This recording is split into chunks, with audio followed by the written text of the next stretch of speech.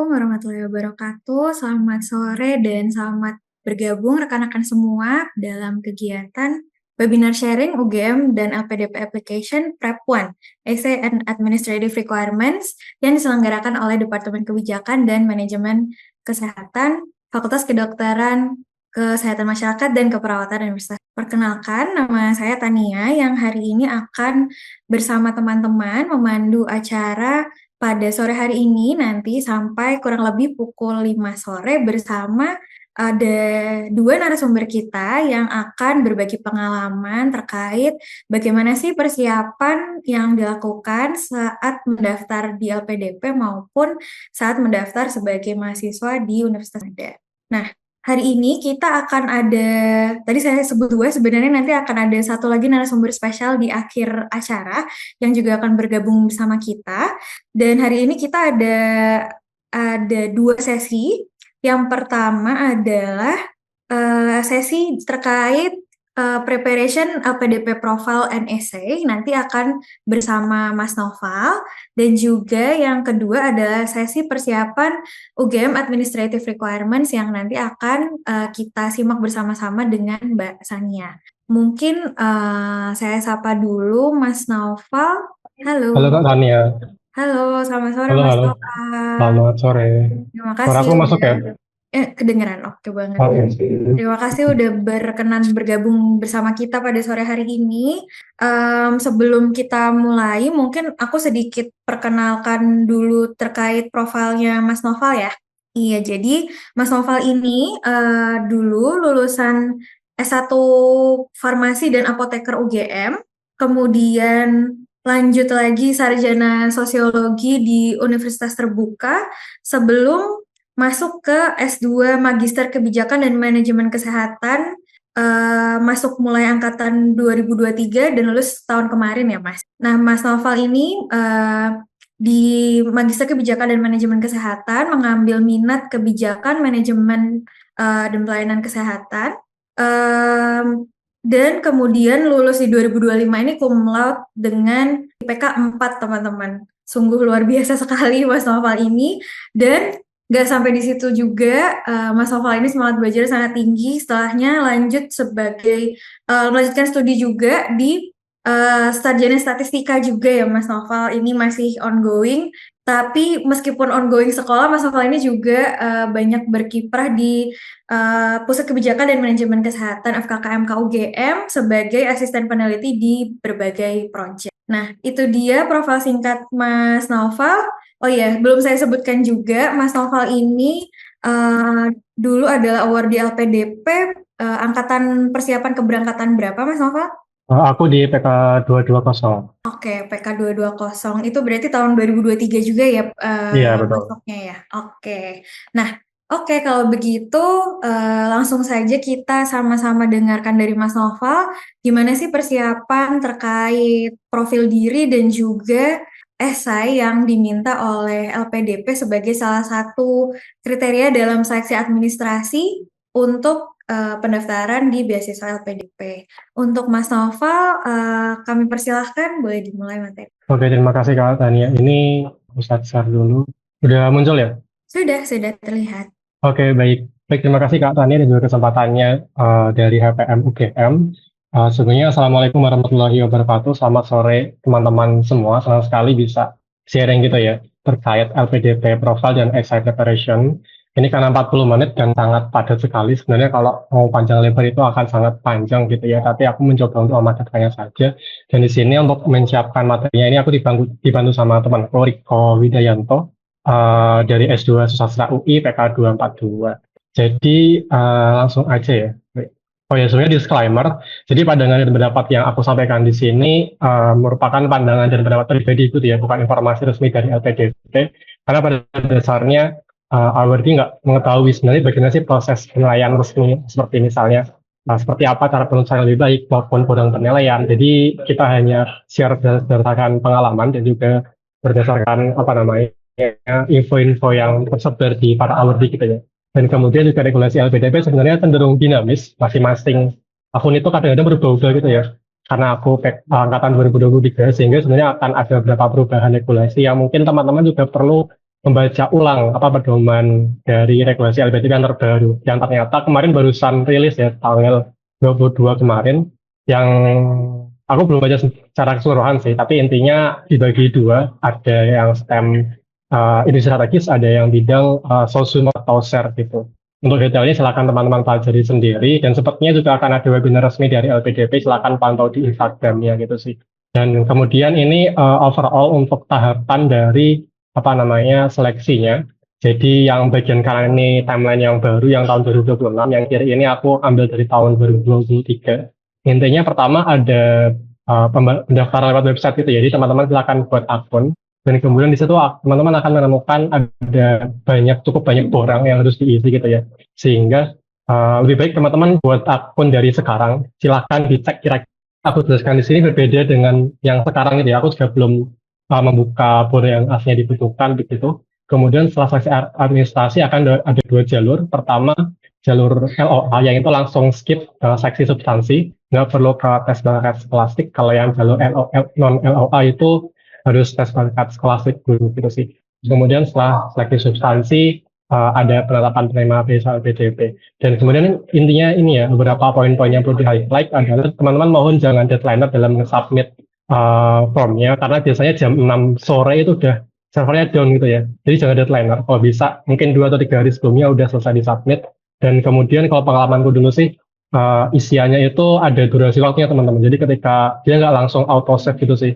Jadi kalau kemarin kalau bisa teman-teman bikin dulu versi Word-nya biar nanti ketika mau finalisasi tinggal copy paste gitu sih ke dalam formulir website-nya gitu.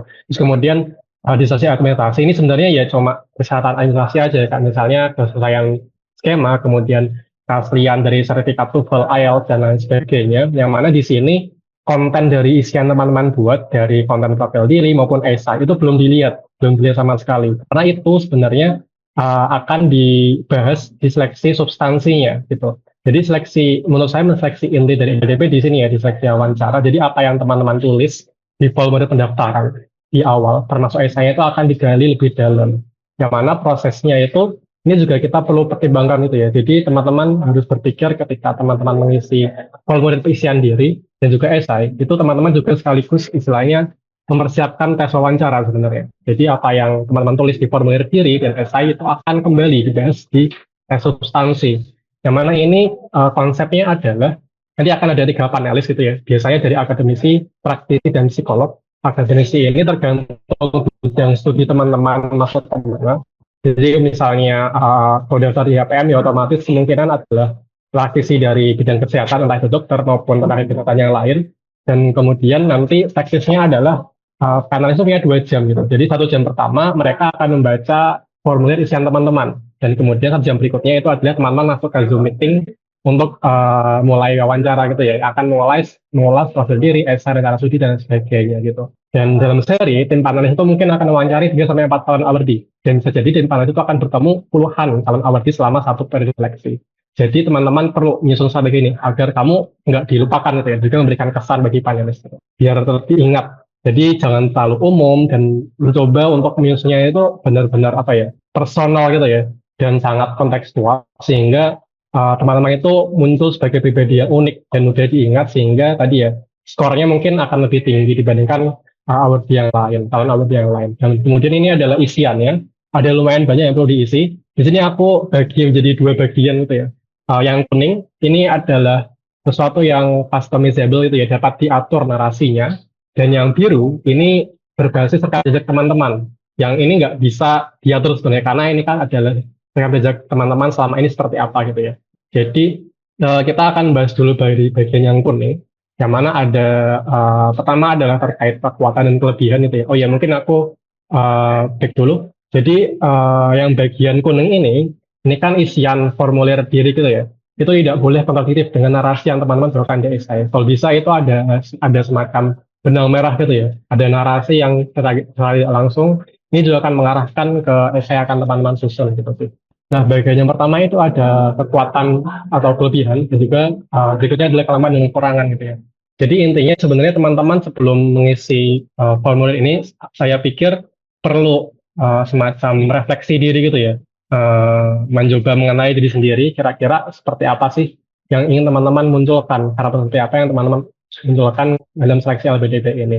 Dan tentu saja nggak boleh, istilahnya nggak boleh memanipulasi gitu ya, tetap harus jujur apa adanya, tapi juga tetap istilahnya tidak terlalu belak-belakan gitu ya. Tapi misalnya ini, kita bahas dulu di bagian kekuatan atau kelebihan, yang intinya adalah kelebihan yang mendukung kelancaran studi dan juga rencana akademis teman-teman yang harus kamu siapkan. Ini kan ada di 2 poin ini, itu maksimal adalah 250 karakter.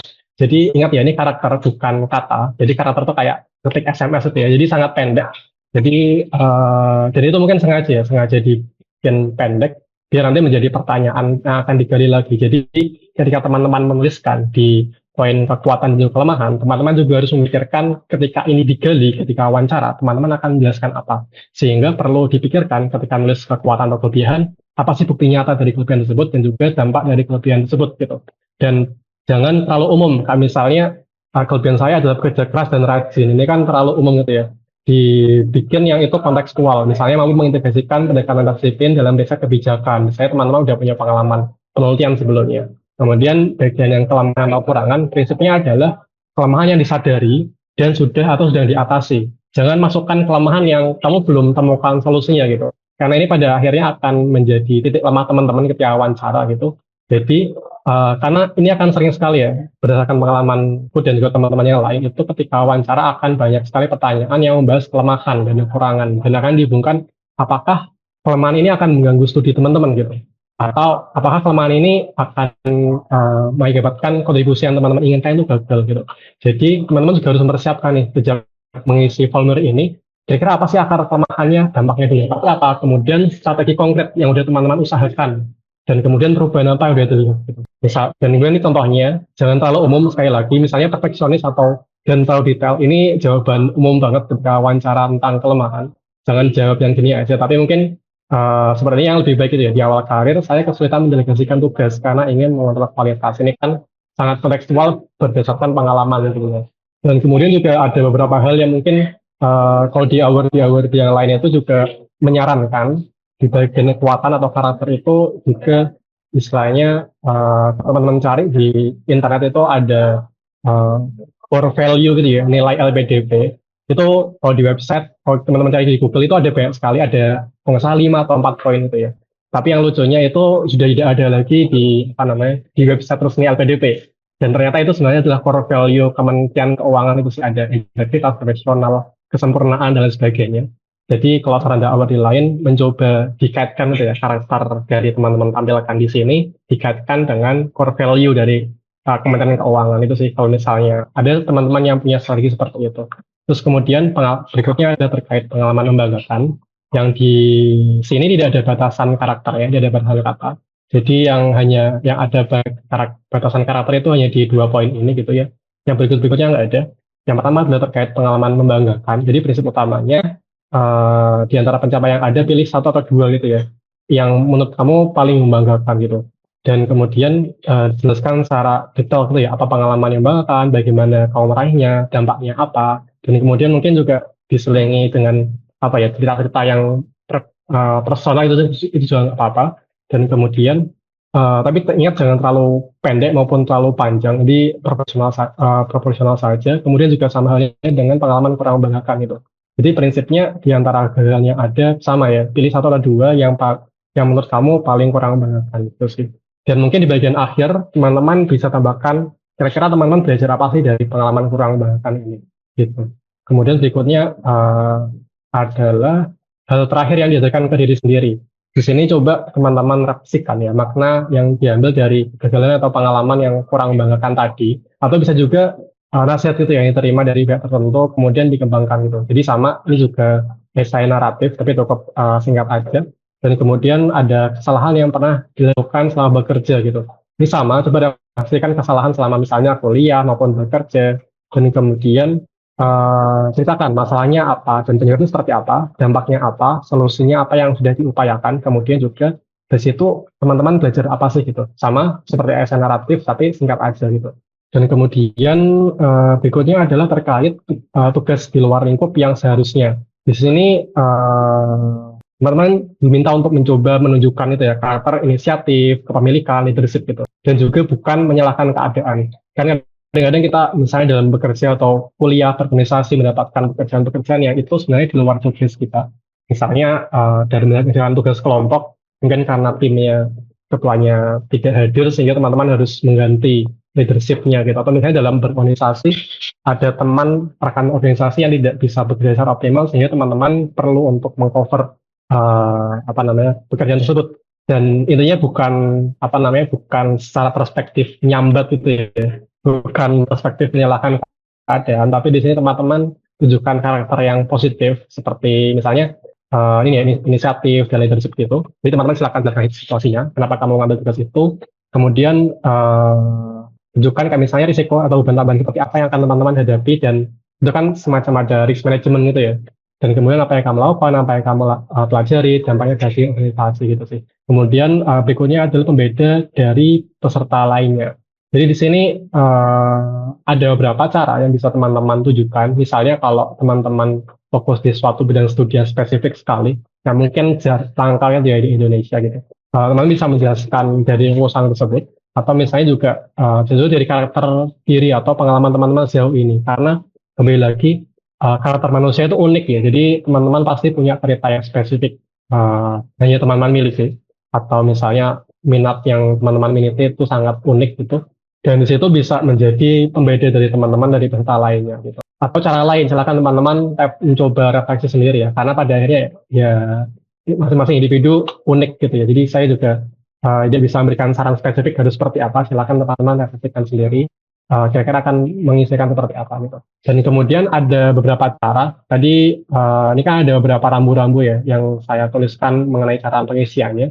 Ada juga cara untuk pengalaman, teman-teman bisa menggunakan ini STAR method. Jadi ini sebenarnya kalau aku pribadi menggunakannya waktu wawancara sih.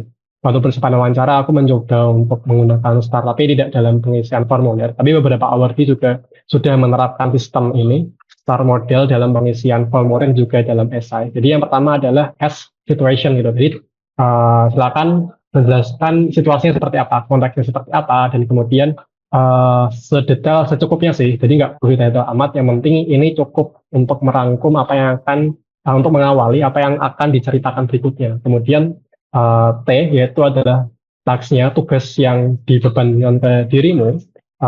Misalnya tadi ya, kita bicara tentang pengalaman yang membanggakan, misalnya kita menceritakan situasinya seperti apa, kemudian tugasnya seperti apa yang harus teman-teman ampu, dan kemudian ini adalah aksi atau hal yang dilakukan. Nah, di sini yang perlu secara lebih mendetail kira-kira apa saja karakter yang ingin teman-teman munculkan itu ya di sini ya. Misalnya ketika misalnya pengalaman yang kurang membanggakan mungkin menjadi malu, tapi tetap akhirnya bisa mempelajari hal baru misalnya, atau misalnya mendapatkan tanggung jawab lebih gitu. Jadi silahkan munculkan karakter di sini di aksinya. Kemudian R ini adalah resultnya. Jadi silahkan munculkan hasilnya seperti apa. Dan mungkin refleksi ya di sini bisa tambahin satu kalau aku menurutku. Kira-kira refleksinya apa sih dari pengalaman tersebut? Apa yang teman-teman pelajari gitu. Dan kemudian ini menjadi lesson learned gitu. Jadi misalnya konteksnya pengalaman kurang membanggakan, ya berarti agar pengalaman ini tidak terjadi lagi gitu misalnya, atau misalnya dari hal ini aku pelajari kalau seperti apa gitu sih. Dan berikutnya adalah tadi bagian yang kuning, yaitu ini bisa disusun narasinya gitu ya, yang ya silahkan teman-teman memikirkan itu alurnya seperti apa. Dan kemudian ada bagian yang biru, yang mana sebenarnya ini merupakan hal yang berbeda ya, bukan sesuatu yang bisa dinarasikan, karena ini kembali lagi adalah rekam jejak teman-teman selama ini. Jadi menyiapkan administrasi ada satu hal, sedangkan membangun rekam jejak untuk slides tersebut adalah hal lain gitu. Dan ini nggak bisa tiba-tiba dibangun dalam 1 bulan pengisian formulir LPDP, itu nggak mungkin. Jadi ini adalah hal yang persiapkan jauh-jauh hari gitu. Jadi silakan teman-teman kalau misalnya ini bukan saya teman-teman di sini ada yang masih S1, studi S1, silakan manfaatkan waktunya untuk aktif di kampus, entah itu lomba, entah itu aktif organisasi, dan lain sebagainya, conference, tulis paper gitu sih.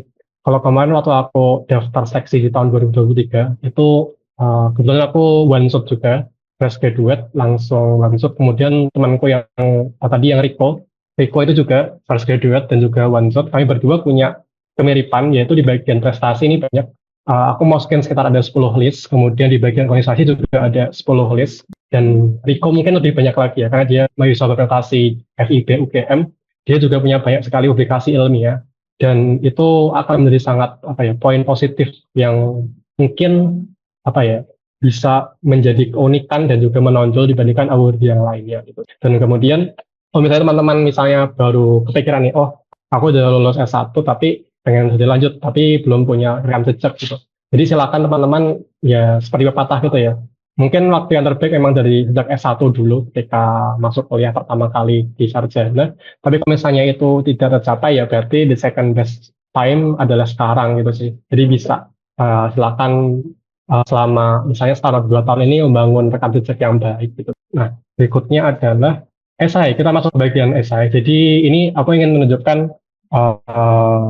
rambu-rambu yang diberikan di pedoman LPDP yang mana apa ya ini berubah-ubah gitu kan berubah sih sebenarnya intinya sama cuma secara narasi yang dituliskan di pedoman itu berbeda juga misalnya tahun itu beasiswa reguler tahun 2023 ini cukup sederhana gitu nulisnya jadi general sekali dan kemudian ini pada data 2 tahun 2025 mulai muncul apa namanya narasi terkait prioritas industri strategis gitu ya dan kemudian itu kembali lagi muncul di tahun ini ini beasiswa STEM industri strategis tahap 1 tahun 2026. Nah, di sini mungkin lebih spesifik dan mungkin cocok ya buat teman-teman yang masuk HPM karena kesehatan itu masuk ya. Kesehatan masuk ke industri strategis itu sih. Ini esai yang based on pedoman. Kemudian ini format esai yang sering bersirkulasi di internet itu ya. Format esai LPDP. Ini juga dulu aku pakai ini seperti penyusunan esai poin-poinnya di sini karena dulu memang benar-benar tahunku itu benar-benar generik gitu ya. Gitu. Tapi intinya ada 3, adalah komitmen kembali ke Indonesia, rencana pasar studi, dan rencana kontribusi di Indonesia gitu. Dan kemudian aku mencoba kira-kira seperti apa sih narasi yang apa ya alur yang sesuai.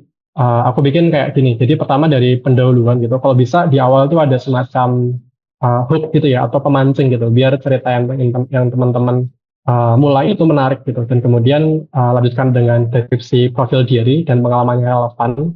Nggak perlu semua diceritain CV-nya karena panelis itu pasti sudah membaca di dokumen sebelumnya, di isian formulir profil diri yang sebelumnya itu sudah dibaca. Silakan munculkan beberapa yang mungkin relevan dengan narasi essay yang teman-teman bangun dan kemudian kaitkan dengan masalah di Indonesia yang kamu temukan gitu sih.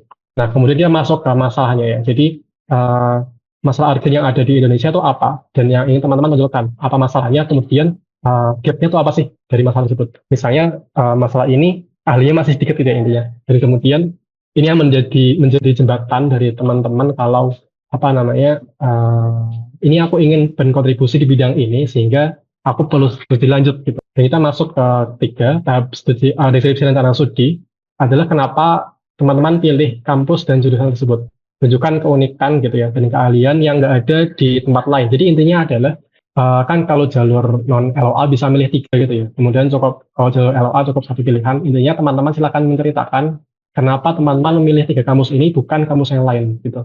Jadi yang spesifik gitu. Karena nanti biasanya akan ditanyakan gitu ya. Kenapa kok bukan di kampus yang lain misalnya? Kalau misalnya teman-teman ambil LPDP yang double degree HPM dengan Melbourne gitu ya. Kenapa milih yang double degree itu kan lebih mahal? Kenapa nggak cukup di HPM aja? Itu mungkin akan ditanyakan sehingga teman-teman perlu udah menceritakan misalnya tadi yang double degree akan HPM alasannya kenapa milih HPM dan alasan kenapa harus double degree di Melbourne gitu. Jadi di sini semacam meyakinkan kalau teman-teman sudah mempelajari masing-masing kampus keunikannya apa dan kenapa harus studi di situ. Dan kemudian setelah itu masuk ke dalam deskripsikan kontribusi teman-teman pada studi di Indonesia dan juga kaitkan dengan industri prioritas di sini kalau di HPM berarti kesehatan dan cara kamu berkontribusi dalam penyelesaian masalah urgen di atas. Jadi kan di atas sudah menceritakan masalahnya apa gitu ya. Jadi di sini juga dijawab kembali. Mungkin bisa dibagi 3, jangka pendek, sedang dan panjang gitu sih. Ini adalah misalnya contohnya gini ya. Ini aku mencoba ngarang tadi. Tadi banget aku mencoba mengarang kira-kira contohnya seperti apa. Misalnya kita punya pendahuluan. Ini konteksnya aku mau daftar bukan aku ding. Misalnya ada sebut saja Ana gitu ya. Jadi Ana mendahulukan ini adalah baik contoh hooknya. Jadi misalnya ceritanya adalah Wait, tutup. Ceritanya adalah seorang ibu hamil mengalami kondisi darurat medis yang membutuhkan dokter spesialis kandungan. Namun dokter spesialis di rumah sakit kabupatennya hanya praktik seminggu sekali karena harus rotasi di satu provinsi. Akhirnya ibu tersebut meninggal dunia karena tidak tertangani dengan cepat. Ini hook. Ini adalah cerita yang memancing gitu ya. Kemudian wanita itu adalah ibu saya, gitu, yang meninggal dunia saat saya SMP, saat mengandung seorang calon anak yang seharusnya menjadi adik saya. Pada saat itu, saya sebagai putri dari Kabupaten X di Kalimantan bertekad untuk menjadi dokter, agar kejadian serupa tidak terjadi. Pada seleksi masuk perguruan tinggi, saya lolos menjadi mahasiswa kedokteran di Jawa. Gitu. Dan kemudian di sini cerita pengalaman tadi ya, CV-nya seperti apa, dan juga pengalaman selama studi seperti apa. Misalnya saya mengikuti HKN di Pulau X di Indonesia Timur, dan saya menyadari bahwa masalah kekurangan dokter spesialis bukan spesifik masalah daerah asal saya saja, namun merupakan masalah wilayah 3T secara umum. Ini menunjukkan masalah gitu ya. Jadi dari CV mulai masuk ke masalah, kemudian masalah urgentnya adalah saya akhirnya menyadari bahwa menghasilkan dokter spesialis dan keinginan dokter spesialis untuk bekerja di daerah 3T seperti daerah saya adalah hal yang berbeda. Disitulah saya menemukan bahwa masalah ini hanya bisa diselesaikan melalui perspektif kebijakan kesehatan. Akhirnya saya mengubah cita saya yang semula ingin menjadi dokter SPOG menjadi ahli dalam kebijakan kesehatan, utamanya terkait distribusi dokter spesialis di daerah. Dan kemudian silakan munculkan deskripsi masalahnya. Bisa masukkan data-data misalnya distribusi dokter spesialis di 3T seperti apa, kemudian faktor anggaran dokter spesialis untuk bekerja di daerah 3T, dan kemudian dampaknya bagi Indonesia itu seperti apa, masalahnya seperti apa gitu ya. Dan kemudian di sini intinya di sini saya ingin berkontribusi untuk menyelesaikan masalah ini. Dan kemudian kaitkan untuk menyelesaikan masalah ini saya harus menempuh studi lanjut di bidang kebijakan kesehatan di mana bukan kampusnya gitu ya. Dan kemudian kita masuk ke deskripsi rencana studi, dan di sini nggak cuma teman-teman menjelaskan jurusan itu kampus, tapi juga keunikan di dalamnya. Lebih baik kalau misalnya teman-teman bisa sebutkan praktisi atau ahli yang ada di kampus tersebut. Misalnya kita sebut di APM terdapat dokter Like yang ahli dalam aspek distribusi tenaga kesehatan, utamanya dokter di daerah rural, serta dokter Andresta yang ahli dalam SDM kesehatan gitu. Dan juga misalnya teman-teman bisa mention kurikulumnya gitu ya, ada kurikulum yang terkait dengan masalah urgent di sini, yang bisa diselesaikan dengan perspektif kurikulum di sini atau mata kuliah di sini. Dan kemudian misalnya bisa tambahkan ekstra lagi misalnya kegiatan ekstrakurikuler, misalnya magang di lembaga X gitu ya, karena ada mata kuliah magang sehingga teman-teman udah tahu ketika kuliah pengen magang di mana dan kenapa dan bagaimana pengalaman magang ini bisa berkontribusi ke sini untuk menyelesaikan masalah urgent ini gitu. Dan kembali lagi ketika misalnya teman-teman tadi ya ambil double degree di Unimel, silakan diceritakan kenapa harus double degree gitu ya. Dan di sana ada siapa, misalnya di sana ada siapa, kemudian ada kurikulum apa, yang mana dengan double degree ini tujuan teman-teman untuk bisa berkontribusi itu menjadi lebih mudah tercapai gitu sih. Jadi intinya kembali lagi semuanya itu kembali ke cara untuk menyelesaikan masalah urgent yang ada di atasnya. Dan kemudian selanjutnya adalah ketika kontribusi pasar studi gitu ya di Indonesia. Ini aku highlight di Indonesia karena mungkin kalau misalnya sebenarnya ada mekanisme untuk bisa bekerja di luar negeri, tapi sepertinya masih agak tabu ya untuk kalau di LPDW bekerja di luar negeri. Jadi tolong ketika di sini narasi tetap dibikin kontribusi di Indonesia, kemudian kaitkan dengan industri prioritas dan cara kamu berkontribusi untuk menyelesaikan masalah ini. Misalnya pada studi saya berencana untuk bergabung ke lembaga X, misalnya anggap aja ingin bergabung ke PKMK gitu ya, karena pusat studinya HPM, terus kemudian misalnya atau saya berencana mendirikan lembaga Y, atau saya berencana kembali ke daerah asal saya untuk apa gitu. Yang mana ini silakan dinarasikan secara lebih panjang lagi. Ini jangka pendek dan menengah ini jangka panjang seperti apa harapan? Yang mana itu harapannya adalah menyelesaikan masalah urgent di sini gitu. Oke, berikutnya adalah ini juga saran dalam penulisan esai. Pertama, tolong ketika menulis itu ada nggak cuma dibikin sendiri ya. Mungkin ketika teman-teman bikin sendiri itu akan melihat ini sudah bagus gitu ya. Tapi cobalah untuk meminta feedback atau proofreading dari rekan teman-teman maupun dosen itu ya. Dan ada dua perspektif, yang satu expertise dan yang tidak satu expertise gitu. Misalnya misalnya ini bidang kesehatan, jadi kita minta saran ke teman-teman yang relasi dari teman-teman yang itu di bidang kesehatan juga. Lebih baik jika itu ahlinya gitu ya, misalnya ahli di SDM kesehatan, silakan dia baca dan kira-kira apa sih yang kurang dari esai tersebut. Dan juga yang tidak satu expertise, yang bukan orang kesehatan gitu. Ini penting, kenapa? Karena Ketika ini kan akan dibahas di wawancara gitu ya. Jadi ketika wawancara itu ada tiga panelis. Tadi ada praktisi, ada akademisi, dan ada psikolog. Yang mana bisa saja salah satu atau ketiga-tiganya itu bukan orang kesehatan, itu possible banget gitu. Jadi tetap harus ada profiling dari orang-orang non non kesehatan gitu, biar kira-kira apakah bahasa yang disampaikan itu susah dipahami atau misalnya ada istilah-istilah yang terlalu medis yang itu tidak dimengerti oleh orang non kesehatan, sehingga itu bisa diperbaiki gitu sih. Dan kemudian setelah itu semua beres, silakan di kayak misalnya untuk review aspek teknis juga kebahasaannya gitu, dari tanda ejaan, ada baca dan lain sebagainya. Dan kalau bisa as perfect as possible gitu sih. Jadi jangan jangan ada typo dan lain sebagainya. Juga termasuk ini ya, apa namanya, jumlah kata yang teman-teman input ke sistem gitu sih. Dan berikutnya, oh ya, ini adalah tren dari seksi LPDP, ketatannya gitu ya. Semakin ketat, semakin ini aku ngelihat tahunku itu tahun 2023. Ini yang paling longgar ya, ada 28%, dan tahun lalu ada 5%. Entah tahun 2026 ini possibility akan semakin ketat gitu ya. Dan di sini otomatis pesaing teman-teman itu akan semakin banyak. Barangkali kalau misalnya aku di tahun 2023 kemarin baru daftar sekarang, kayaknya juga akan kesulitan gitu ya untuk bisa menembus LPDP. Sehingga oh iya, di sini ya, kita kembali ke sini. Sehingga teman-teman harus mempersiapkan banyak hal dengan serius. Dan sebenarnya aku juga sempat, apa ya, sempat kepikiran aja, mungkin sharing sedikit. Aku kan sudah S2 gitu, sedangkan aku punya keinginan untuk S3, tapi pertanyaannya adalah kapan gitu ya. Kalau aku pribadi sebenarnya punya refleksi sedikit, ini mungkin sharing overthinking dikit gitu ya, terkait ketika apa ya, orang mendapat LPDP. Ini pesan yang selalu aku sampaikan ke teman-temanku sendiri yang ketika minta saran LPDP kepadaku, aku selalu berikan pelayanan ke mereka gitu ya. Apakah saya pantas mendapatkan dana sekian miliar dari uang rakyat untuk studi lanjut gitu. Dan apakah saya bisa berkontribusi yang setimpal gitu ya. Ini adalah pertanyaan reflektif yang pertama sebelum memulai semuanya gitu ya. Karena pada akhirnya kan kalau di agama Islam kan semua akan dipertanggungjawabkan gitu ya di akhirat ya, istilahnya seperti itu. Dan kemudian juga karena ini adalah uang rakyat yang dari pajak juga, sehingga otomatis harapannya investasi yang diberikan itu bisa memberikan dampak yang setimpal gitu ya. Dan di sini mungkin pesimisnya adalah, perspektif pesimisnya adalah menjadi ragu gitu ya. Tapi optimisnya adalah, persepsi yang lebih optimis adalah teman-teman jadi memiliki keinginan untuk menunjukkan yang terbaik gitu ya. Karena ini bukan uang jatuh dari langit gitu ya. Misalnya untuk S3 itu untuk 4 tahun butuh 2 miliar, misalnya S3 di luar negeri. Itu mungkin setara dengan 33 tahun gaji UMR Jakarta gitu ya, 5 juta itu. 33 tahun bekerja langsung diberikan ke seorang individu gitu. Apakah saya pantas ya? Jadi pertanyaannya seperti itu. Dan kemudian reflektif optimisnya adalah, oh, jadi aku harus mempersiapkan diri sebaik mungkin gitu ya. Aku harus menunjukkan keseriusan, aku harus menunjukkan value kalau aku pantas untuk mendapatkan uang tersebut gitu sih. Itu menjadi sering dikit.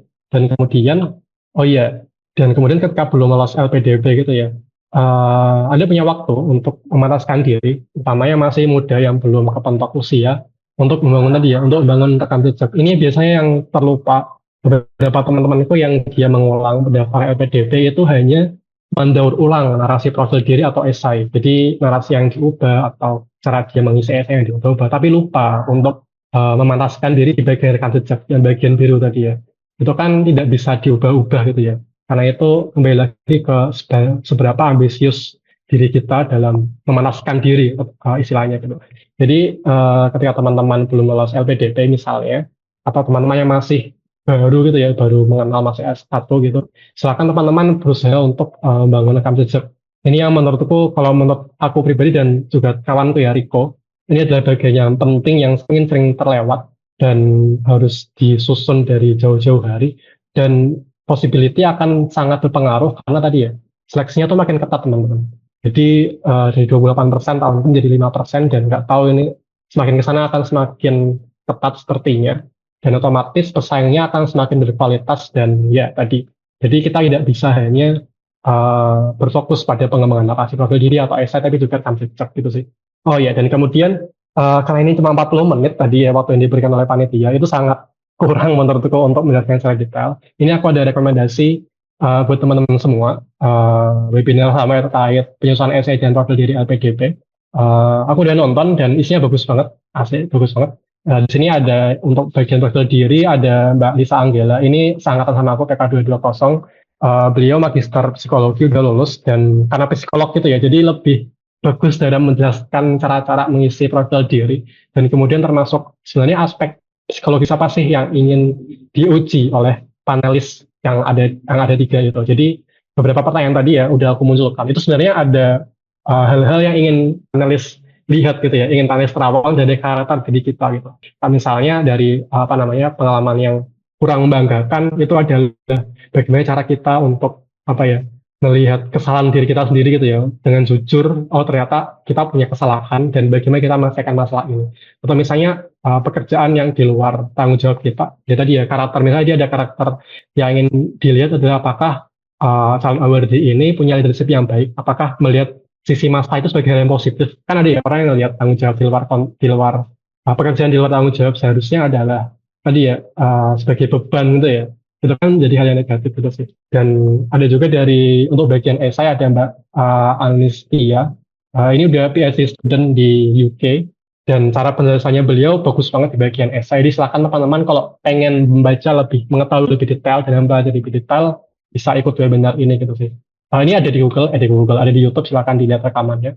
Dan kemudian juga ada beberapa program mentoring gratis gitu ya dari komunitas awardee alumni juga silakan teman-teman cari apa namanya di internet atau di Instagram sih ada Mata Garuda itu adalah jejaring dari alumni LPDP dan mostly mereka membuka kayak rutin ya tiap tahun tiap pembukaan itu ada mentoring gratis atau cari-cari akun-akun IG awardee yang lain biasanya mereka juga membuka mentoring gratis sih karena pada prinsipnya kita dilarang bukan pada prinsipnya sih kayak etika aja kita nggak boleh memantau biaya dalam membantu LPD, membantu teman-teman yang ingin dapat LPD. Itu sih, itu dari aku semoga bisa menjawab atau menambah insight dari teman-teman. Karena waktunya habis, aku kembalikan ke Kak Tani ya. Terima kasih. Baik, terima kasih Mas Noval atas sharingnya. Tadi kita udah sama-sama dengar ya bahwa um, tahun ini LPDP semakin ketat, semakin kompetitif, dan yang bisa kita lakukan memang harus mempersiapkan diri sebaik-baiknya, terutama apalagi karena esai dan profil diri itu bukan hanya semata-mata administratif ya Mas Noval, tapi sebenarnya itu adalah bahan untuk tes substansi atau interview nantinya jika kita lolos sampai ke seleksi substansi. Nah, oke, mungkin itu dulu untuk sesi Mas Noval nih. Untuk teman-teman yang ada pertanyaan mungkin boleh disampaikan di kolom chat. Nanti kita akan bahas sama-sama setelah sesi yang kedua yang akan kita dengarkan sama-sama setelah ini. Untuk sesi kedua ini izin aku mau undang Mbak Sania Fitri ya. Ya, halo Mbak Tania. Halo, halo Mbak Sania. Terima kasih udah mau gabung sama kita sore hari ini. Oke. Mungkin sebelum Mbak Sania ke materinya, aku sedikit bacakan profil Mbak Sania ya. Mbak Sania ini dulu S1 lulusan dari Universitas Indonesia Sarjana Kesehatan Masyarakat. Kemudian saat ini masih ongoing studi di Magister Kebijakan dan Manajemen Kesehatan di FKKMK UGM dengan minat Sistem Informasi Manajemen Kesehatan. Nah, sebelumnya background karirnya Mbak Sania ini sudah banyak berkecimpung di dalam dunia digital health ya Mbak Sania ya? Iya, betul. Oke, baik. Kalau begitu, mungkin kita langsung masuk aja ke materi selanjutnya ya. Dengan Mbak Sania, kita sama-sama dengerin materi terkait persiapan administrative requirements untuk pendaftaran di UGM. Kepada Mbak Sania, kami persilahkan. Oke, terima kasih Mbak Tania yang namanya hampir mirip sama aku. Oke, terima kasih teman-teman.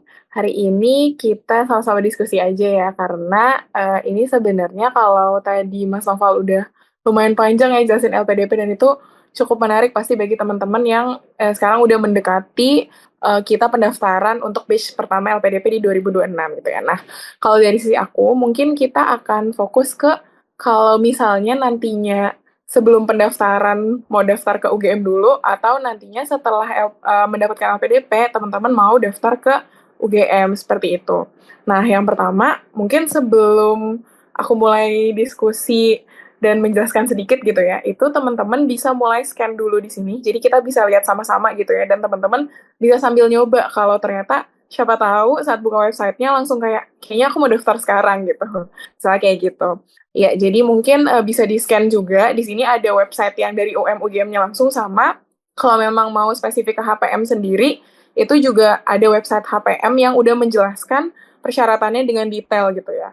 Nah, mungkin kalau nanti udah dibuka, itu nanti untuk websitenya sendiri, itu untuk yang UM-UGM itu seperti ini. Nantinya kalau teman-teman mau daftar magister di UGM, itu semuanya terpusat ke website yang ini sih, UM-UGM ini gitu. Lalu untuk yang HPM-nya di sini juga udah ada persyaratan pendaftarannya, itu juga ada di webnya, dan teman-teman nantinya kalau buka websitenya itu seperti ini, gitu tampilan untuk persyaratannya. Oke, nah pertama sebenarnya apa aja sih yang dibutuhin nantinya saat teman-teman mau daftar gitu, jadi magister di UGM. Nah, untuk pendaftarannya sebenarnya di sini ada beberapa hal yang memang wajib teman-teman siapkan gitu ya. Dari mulai yang pertama itu ada berkas-berkas yang memang tinggal teman-teman upload gitu ya. Itu di sini ada ijazah teman-teman saat dulu S1 atau profesi sebelumnya, lalu ada transkrip dari pendidikan sebelumnya seperti itu ya. Dan juga sertifikat akreditasi dari program studinya gitu. Nah, yang di sini agak teman-teman harus siapkan itu dimulai dari sertifikat kemampuan bahasa Inggris dan juga tes potensi akademik. Jadi di sini mungkin agak beda dengan beberapa kampus gitu ya. Jadi kalau di UGM itu kita akan mempersiapkan tes potensi akademiknya itu secara mandiri. Jadi tesnya bukan di dalam UM-UGM-nya, tapi itu disiapkannya itu secara mandiri gitu. Lalu di sini juga ada proyeksi keinginan calon pendaftar, dan yang terakhir itu ada surat pernyataan seperti itu ya. Jadi memang keaslian dokumen teman-teman apakah itu merupakan dokumen yang asli gitu. Oke, kita mulai dulu dari tes potensi akademik dan juga sertifikat kemampuan bahasa Inggris. Jadi memang kalau di sini mungkin teman-teman yang tadi sambil udah buka website, di situ tuh terlihat bahwa pendaftar di sini mempunyai skornya itu ditetapkan oleh prodi. Jadi misalnya kalau teman-teman mau daftarnya beda prodinya, misalnya dari prodi HPM gitu ya, itu nanti masing-masing prodi, misalnya nanti di FISIP atau misalnya di jurusan lain gitu, itu akan berbeda-beda juga skor minimalnya gitu. Nah, kalau di HPM sendiri, itu di sini skor minimalnya itu ada untuk PAPS UGM misalnya tes potensi akademiknya di 500 gitu. Lalu untuk tes bahasa Inggrisnya itu bisa TOEFL dan ada berbagai macam tes di sini dengan masing-masing skornya gitu. Jadi memang kalau teman-teman sambil buka websitenya, itu tuh udah sangat jelas ada link jadwal pelaksanaan tesnya, lalu link ke website untuk melihat teman-teman bisa mengambil tes apa aja, lalu skor minimal yang teman-teman butuhin itu apa aja juga di sana udah terlihat jelas gitu. Jadi kalau teman-teman sambil buka, itu bisa sambil dicek-cek juga. Sebenarnya di mana aja sih tempat teman-teman bisa mempersiapkan tes untuk masuk ke UGM gitu, magister di UGM. Nah, di sini kita masuk ke hal-hal yang harus agak mikir gitu ya. Nah, di sini itu proyeksi keinginan teman-teman. Nanti saat teman-teman buka website itu juga akan terlihat jelas atau ada template-nya juga apa saja sih sebenarnya proyeksi yang harus teman-teman siapkan gitu. Nah, kita mulai dari alasan mengikuti pendidikan magister di program pasca sarjana UGM. Oke, di sini mungkin aku nyontohin kata-katanya agak lebih ke magister yang sekarang aku jalani ya. Jadi misalnya untuk alasan ini teman-teman fokus ke kenapa pada akhirnya teman-teman mau mengambil jurusan tersebut atau prodi tersebut seperti itu ya. Misalnya di sini karena perkembangan sistem kesehatan saat ini bergantung pada pemanfaatan teknologi gitu. Nah, jadi memang isian dari proyeksinya ini itu lebih ke arah latar belakang akademik teman-teman juga bisa. Misalnya sebelumnya teman-teman dokter dan ingin lebih mengetahui terkait dengan kebijakan. Nah, itu bisa misalnya masuk ke kebijakan dan manajemen pelayanan kesehatan gitu misalnya. Lalu alasan memilih UGM itu juga bisa. Misalnya karena saya dari lahir sudah di Jogja gitu. Nah, itu nggak apa-apa. Pokoknya dijelaskan aja alasan mengikuti programnya tuh sebenarnya apa gitu. Lalu keterkaitannya juga sama minat teman-teman ke program studinya gitu. Yang next di sini itu ada harapan yang diinginkan dari mengikuti pendidikan program magister. Jadi mungkin tadi awalnya alasannya, sekarang harapan saat teman-teman itu mau mengambil pendidikan magister di UGM ini, apa saja harapan yang teman-teman inginkan gitu. Misalnya di sini teman-teman ingin mengetahui gimana cara evaluasi sistem informasi kesehatan, lalu output-output apa aja yang ingin dicapai, atau sesimpel misalnya harapannya saya ingin diajarkan oleh prof siapa. Nah, itu nggak apa-apa, diceritain aja di dalam proyeksi keinginan yang teman-teman inginkan. Atau misalnya harapannya ingin belajar mata kuliah apa yang sebelumnya tidak teman-teman dapatkan, misalnya di S1 gitu. Di sini jadi memang fokusnya ke output yang teman-teman inginkan selama teman-teman mengikuti pendidikan magister seperti itu. Dan yang ketiga di sini adalah rencana topik penelitian. Ini nantinya akan nyambung atau selaras dengan proposal penelitian, rancangan proposal penelitian yang akan teman-teman submit juga gitu. Nah, jadi rencana penelitiannya misalnya ingin melakukan penelitian tentang apa, isu-isu di bidang teman-teman, misalnya isu-isu kesehatan atau kebijakan dan lain-lain, itu bisa fokus ke bidangnya aja di sana, bisa diceritakan secara singkat aja karena beberapa prodi, jurusan, atau minat itu memang menginginkan calon mahasiswanya itu untuk membuat proyeksi atau rencana topik penelitian juga atau proposal penelitian gitu. Lalu selanjutnya yang terakhir untuk proyeksinya ini adalah rencana setelah menyelesaikan pendidikan. Jadi teman-teman bisa menjelaskan apa saja yang ingin teman-teman inginkan setelah itu, misalnya ingin daftar CPNS setelah selesai magister, atau misalnya teman-teman ingin fokus ke NGO, non-governmental organization, atau hal-hal lainnya yang diinginkan setelah teman-teman berhasil menyelesaikan pendidikan magister seperti itu. Jadi memang rencana pasca lulus dan bagaimana ilmu yang teman-teman peroleh itu bisa diaplikasikan. Kurang lebih kalau proyeksi keinginan itu ada 4 poin yang difokuskan. Itu juga udah ada template-nya seperti yang dijelaskan di sini. Teman-teman mungkin bisa sambil lihat juga kalau tadi sudah buka website-nya gitu ya. Nah, untuk surat pernyataan keaslian dokumen itu bentuknya seperti ini. Kurang lebih biasanya juga pakai materai dan lain-lain. Nanti tinggal yang perlu teman-teman tambahkan hanya lebih fokus ke arah nama, NIK, dan alamat teman-teman gitu. Semuanya juga sudah bisa teman-teman dapatkan di website yang sebelumnya mungkin kalau sudah teman-teman buka gitu. Nah, yang di sini agak sepertinya membuat teman-teman pusing misalnya ya sambil menyiapkan berkas dan lain-lain, tapi di sini harus membuat rancangan proposal penelitian. Nah, sebelumnya mungkin teman-teman pasti takut ya kira-kira nantinya rancangannya tuh harus dipakai nggak sih sampai akhir saya mengikuti pendidikan, atau tesis saya emang harus itu terus gitu. Sebenarnya enggak, itu cuma jadi rancangan awal teman-teman kalau nantinya saat berjalan ada topik lain yang teman-teman ingin lebih teliti dan lain-lain, itu tidak masalah. Tapi ini menjadi salah satu persyaratan administratif juga yang memang sekiranya penelitian apa aja sih yang teman-teman mau lakukan gitu. Selain tadi proyeksi, di sini syarat khususnya itu adalah menyiapkan deskripsi atau rencana penelitian gitu. Nah, untuk proposalnya sebenarnya bukan kayak proposal tesis yang sudah utuh gitu ya, tapi teman-teman bisa memberikan poin-poin singkat aja dari proposal penelitian yang teman-teman buat gitu rancangannya. Jadi memang mungkin di sini ada 4 poin yang bisa teman-teman highlight, itu bisa dijadikan satu file juga nggak apa-apa, atau dijadikan satu paragraf utuh tapi menjelaskan rancangannya, itu juga tidak masalah banget gitu ya. Yang penting yang pertama itu juga kita jelaskan juga terkait latar belakangnya. Nah, latar belakangnya ini di sini apa aja sih? Jadi misalnya konteks umum masalah, misalnya teman-teman ingin fokus ke penyakit diabetes misalnya. Nah, itu diceritakan dulu nih umum masalah diabetes itu kenapa.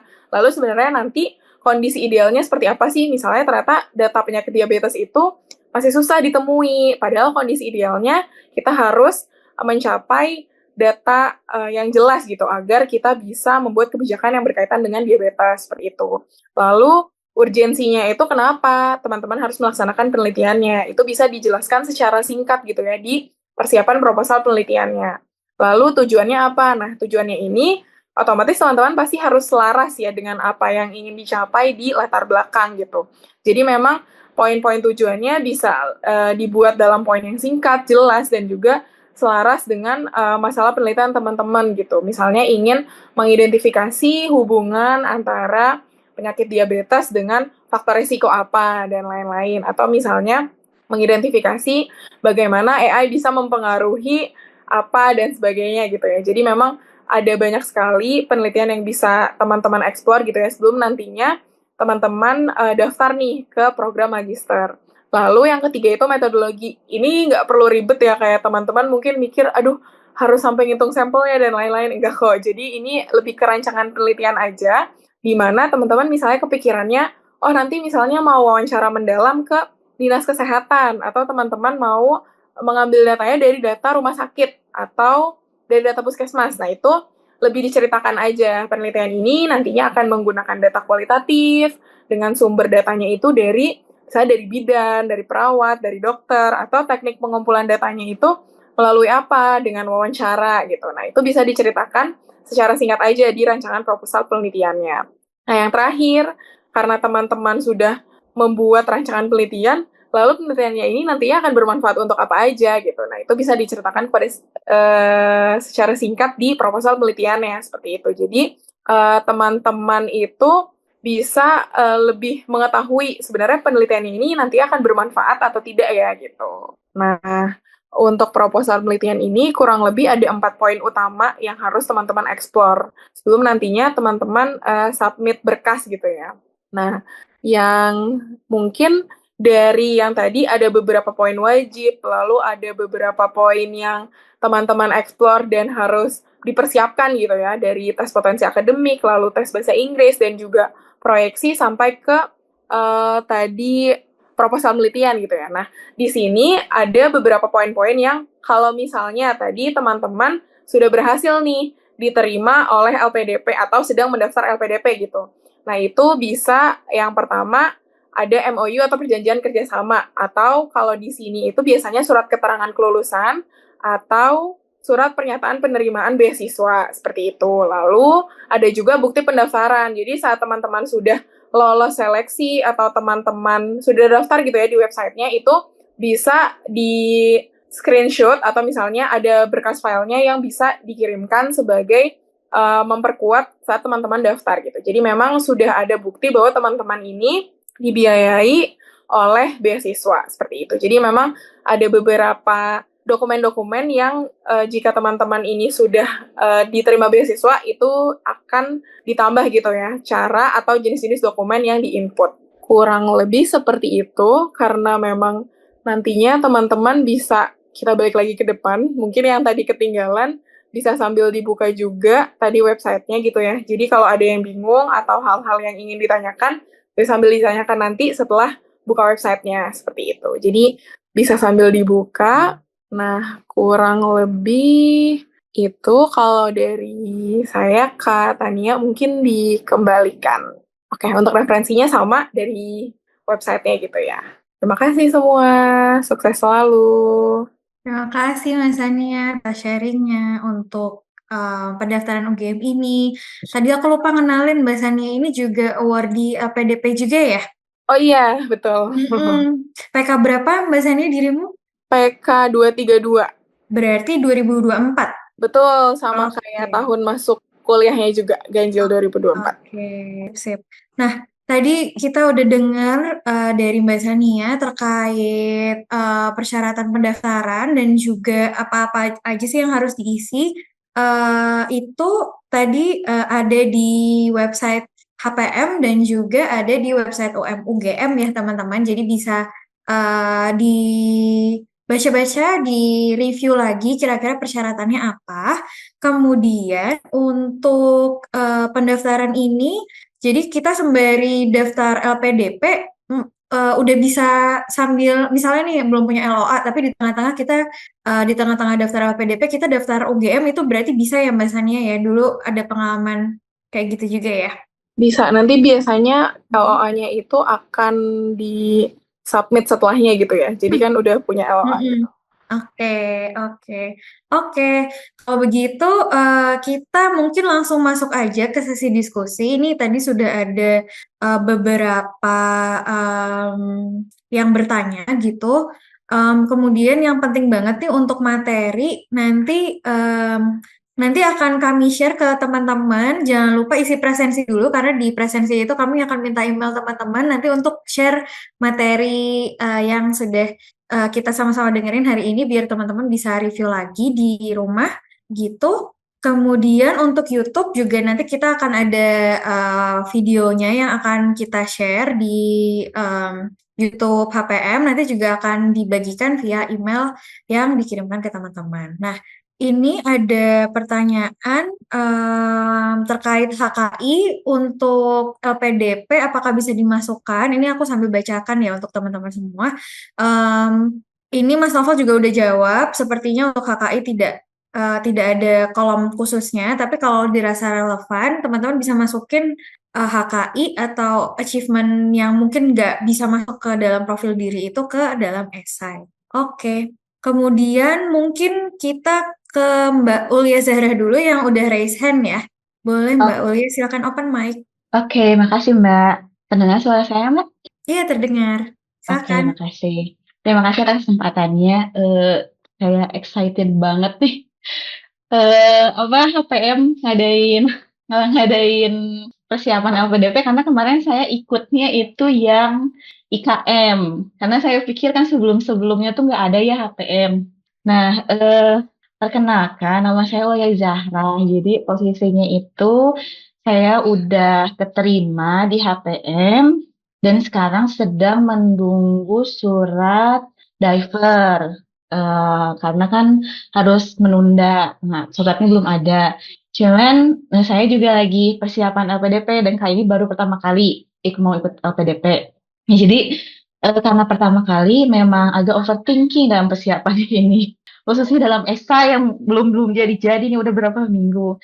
Nah, saya mau pertanyaannya pertama ke Mas Noval. Eh, di pembuatan esai ini, semakin saya membuat esai, semakin saya ngerasa penting nggak sih ya permasalahan yang saya angkat ini gitu di esai. Karena mengingat LPDP ini kan makin sini makin susah untuk ditembus ya, kekatannya makin tinggi. Nah, kita tuh gimana sih cara menilai permasalahan yang kita angkat itu penting atau enggak gitu. Dan kira-kira menarik atau enggak mungkin ya yang paling inti kayak gitu. Terus ketika saya nulis esai ini sebenarnya saya tuh tertarik lebih concern ke kepeminatan Simkes. Jadi saya tuh kayaknya di esai agak cerita lebih banyak tentang kepeminatannya, bukan HTM-nya gitu.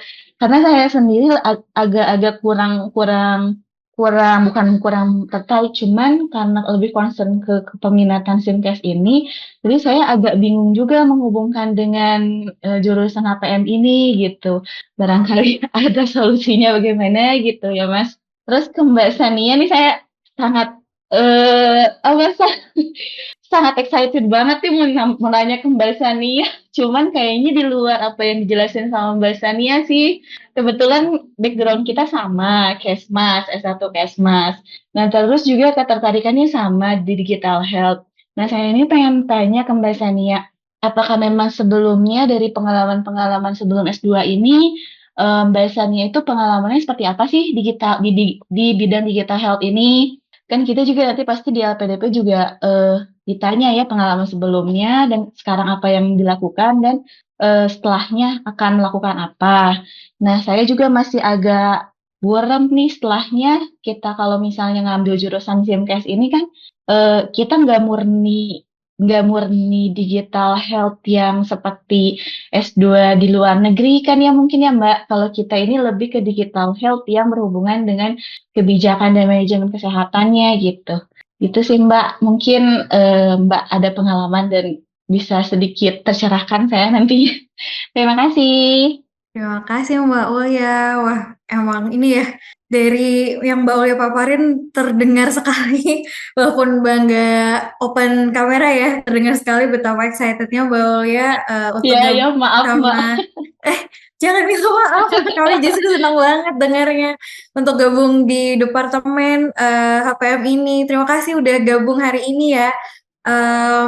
Baik, tadi ada dua pertanyaan dari Mas Noval, untuk Mas Noval dan juga untuk Mbak Sania. Mungkin dari Mas Noval dulu bisa dijawab tadi lebih ke terkait esai dan gimana sih apakah harus nyambung sama HPM-nya atau kayak boleh ngerucut ke minatnya? Monggo Mas Noval. Oke Kak, jadi kalau menurutku mah justru bagus ya. Mungkin yang pertama terkait apa namanya spesifik ke Simkes. Aku pikir malah lebih bagus lagi kalau misalnya lebih spesifik Kak.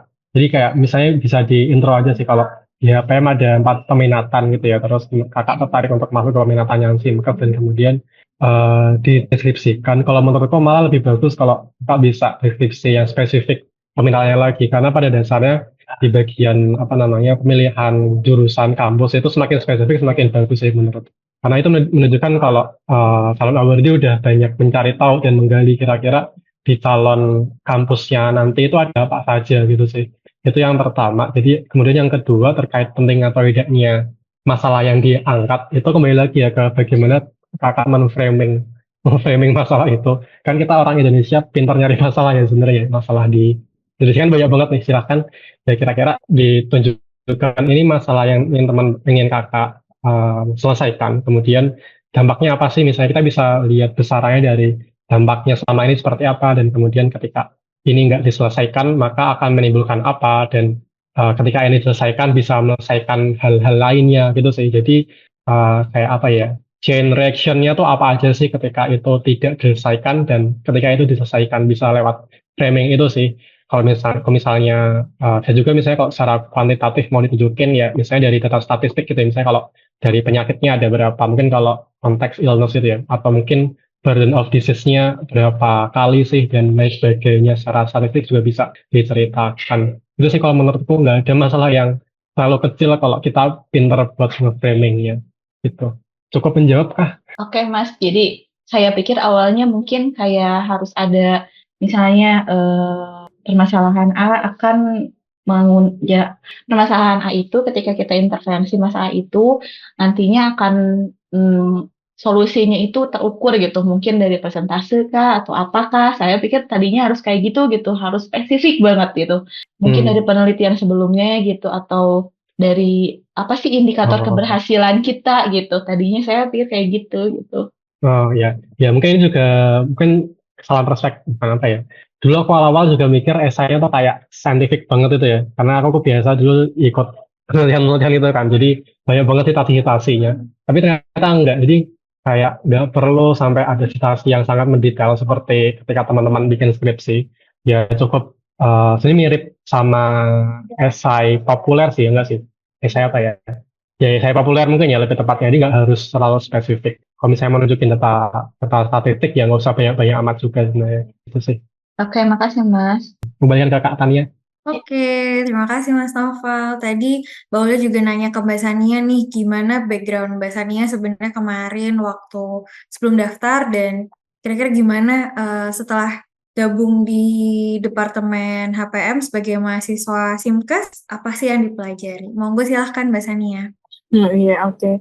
Thank you pertanyaannya Mbak Ulia. Makasih juga Mbak Tania. Nah, mungkin aku nyambung dikit tadi yang bahas esai. Jadi, sebenarnya kalau esaiku dulu, malah aku ngambil dari pengalamanku sendiri. Jadi, saat misalnya pengalaman pribadi ya. Jadi, esaiku itu lebih ke arah, misalnya aku lagi di Vaskes gitu. Tapi Vaskes ini tuh lama banget pelayanannya. Beneran selama itu, dan dia pada akhirnya bisa aku sambungin bahwa sebenarnya digitalisasi itu perlu. Karena kalau kita nggak digitalisasi, itu tuh akan memperlambat flow pelayanan, flow saat kita ada di fasilitas pelayanan kesehatan, flow saat kita input data, evaluasi penyakit, dan lain-lain, itu tuh berpengaruh gitu ke banyak hal gitu. Jadi sebenarnya sesimpel SI itu misalnya Mbak Uli punya pengalaman pribadi yang berkaitan sama digital health gitu, atau misalnya Mbak Uli yang lihat ada satu orang yang menarik gitu, itu bisa jadi juga role modelnya Mbak Ulia di SI gitu, dengan ditambahkan tadi yang data-data sedikit ilmiah yang disampaikan oleh Mas Noval gitu ya. Jadi memang nggak perlu seilmiah itu kayak kita buat artikel atau paper gitu, tapi nambahin pengalaman-pengalaman pribadi itu juga oke banget gitu. Nah, terus kalau untuk background, sebenarnya backgroundku itu dulu juga Kesmas Epid ya, emang agak nggak nyambung ya masuk-masuk ke Simkes tiba-tiba, tapi aku dulu sempat kerja fokus ke standarisasi kesehatan di Indonesia, atau kalau teman-teman pernah dengar Satu Sehat, nah itu di sana aku salah satu orang apa ya, maksudnya aku kerja di bidang di sana dan untuk menstandarisasi data kesehatan dengan standar FHIR gitu. Nah makanya itu jadi kayak titik balikku untuk pengen banget belajar tentang Simkes gitu, meskipun sebenarnya kalau Simkes di kita itu nggak fokus selalu ke standarisasi data kesehatan gitu. Kalau pelajarannya tuh banyak banget hal-hal yang bisa dieksplor, misalnya kayak SIG itu kayak kalau anak geografi itu biasanya metain, nah itu kita bisa bikin pemetaan dari data kesehatan, terus kita juga bisa bikin misalnya rancangan AI dan lain-lain itu tuh, terus kita bisa bikin juga kalau misalnya teman-teman ada pernah dengar kerja jadi product development dan lain-lain, nah itu juga di Simkes tuh bisa gitu. Jadi kita fokus ke penengahnya antara dokter sama orang IT gitu. Nah itu tuh sangat membantu gitu. Kalau misalnya Mbak Ulia pengen explore lebih lanjut, nah itu juga bisa dijadiin hal-hal yang ditambahkan atau nantinya proyeksinya Mbak Ulia mau ngapain sih gitu. Nah itu bisa jadi seperti itu. Jadi memang role-nya Simkes itu sebenarnya bukan ke arah kita jadi orang yang ngotak-ngatik data secara langsung atau kayak misalnya kita jadi tim IT-nya gitu. Tapi sebenarnya kita lebih ke penengah. Jadi kita tahu tentang teknisnya, tapi kita juga tahu tentang kesehatannya gitu. Jadi memang kadang orang IT itu dia agak sulit ya untuk memahami bidang kesehatan. Nah, dengan Simkes ini sebenarnya proyeksi ke depannya itu Mbak Ulia bisa ceritain bahwa sebenarnya kita tuh bisa ngebantuin orang-orang teknis untuk lebih paham terkait kesehatan dan nantinya itu bisa membantu ke arah digitalisasi. Kayak gitu sih sebenarnya. Jadi kalau ditanya background, sebenarnya backgroundku belum banyak banget tentang digitalisasi, tapi turning point-nya itu karena pernah belajar tentang FHIR, terus standarisasi data kesehatan. Nah, itu jadi salah satu acuanku untuk ngambil Simkes gitu. Sama untuk di esai sendiri itu tadi mungkin nyambungin kalau Mbak Oleh tadi bingung kenapa harus Simkes banget, itu nggak apa-apa banget. Aku pun nggak nyeritain sama sekali tentang kebijakan sejujurnya saat aku bikin esai.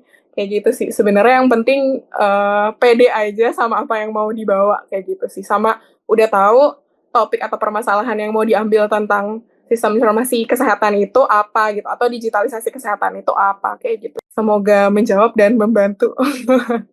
Iya Mbak, soalnya aku tuh nggak pedenya karena pertama memang aku tuh bukan lulus, ya memang kan maksudnya framing. Aku tuh takutnya semakin ketat LPDP itu semakin kita dilihat background, dilihat prestasi, dilihat apa yang sudah dicapai gitu. Sedangkan aku tuh jauh dari S1 bukan di negeri, terus aku tuh bukan orang kota lah istilahnya gitu ya, orang kabupaten gitu.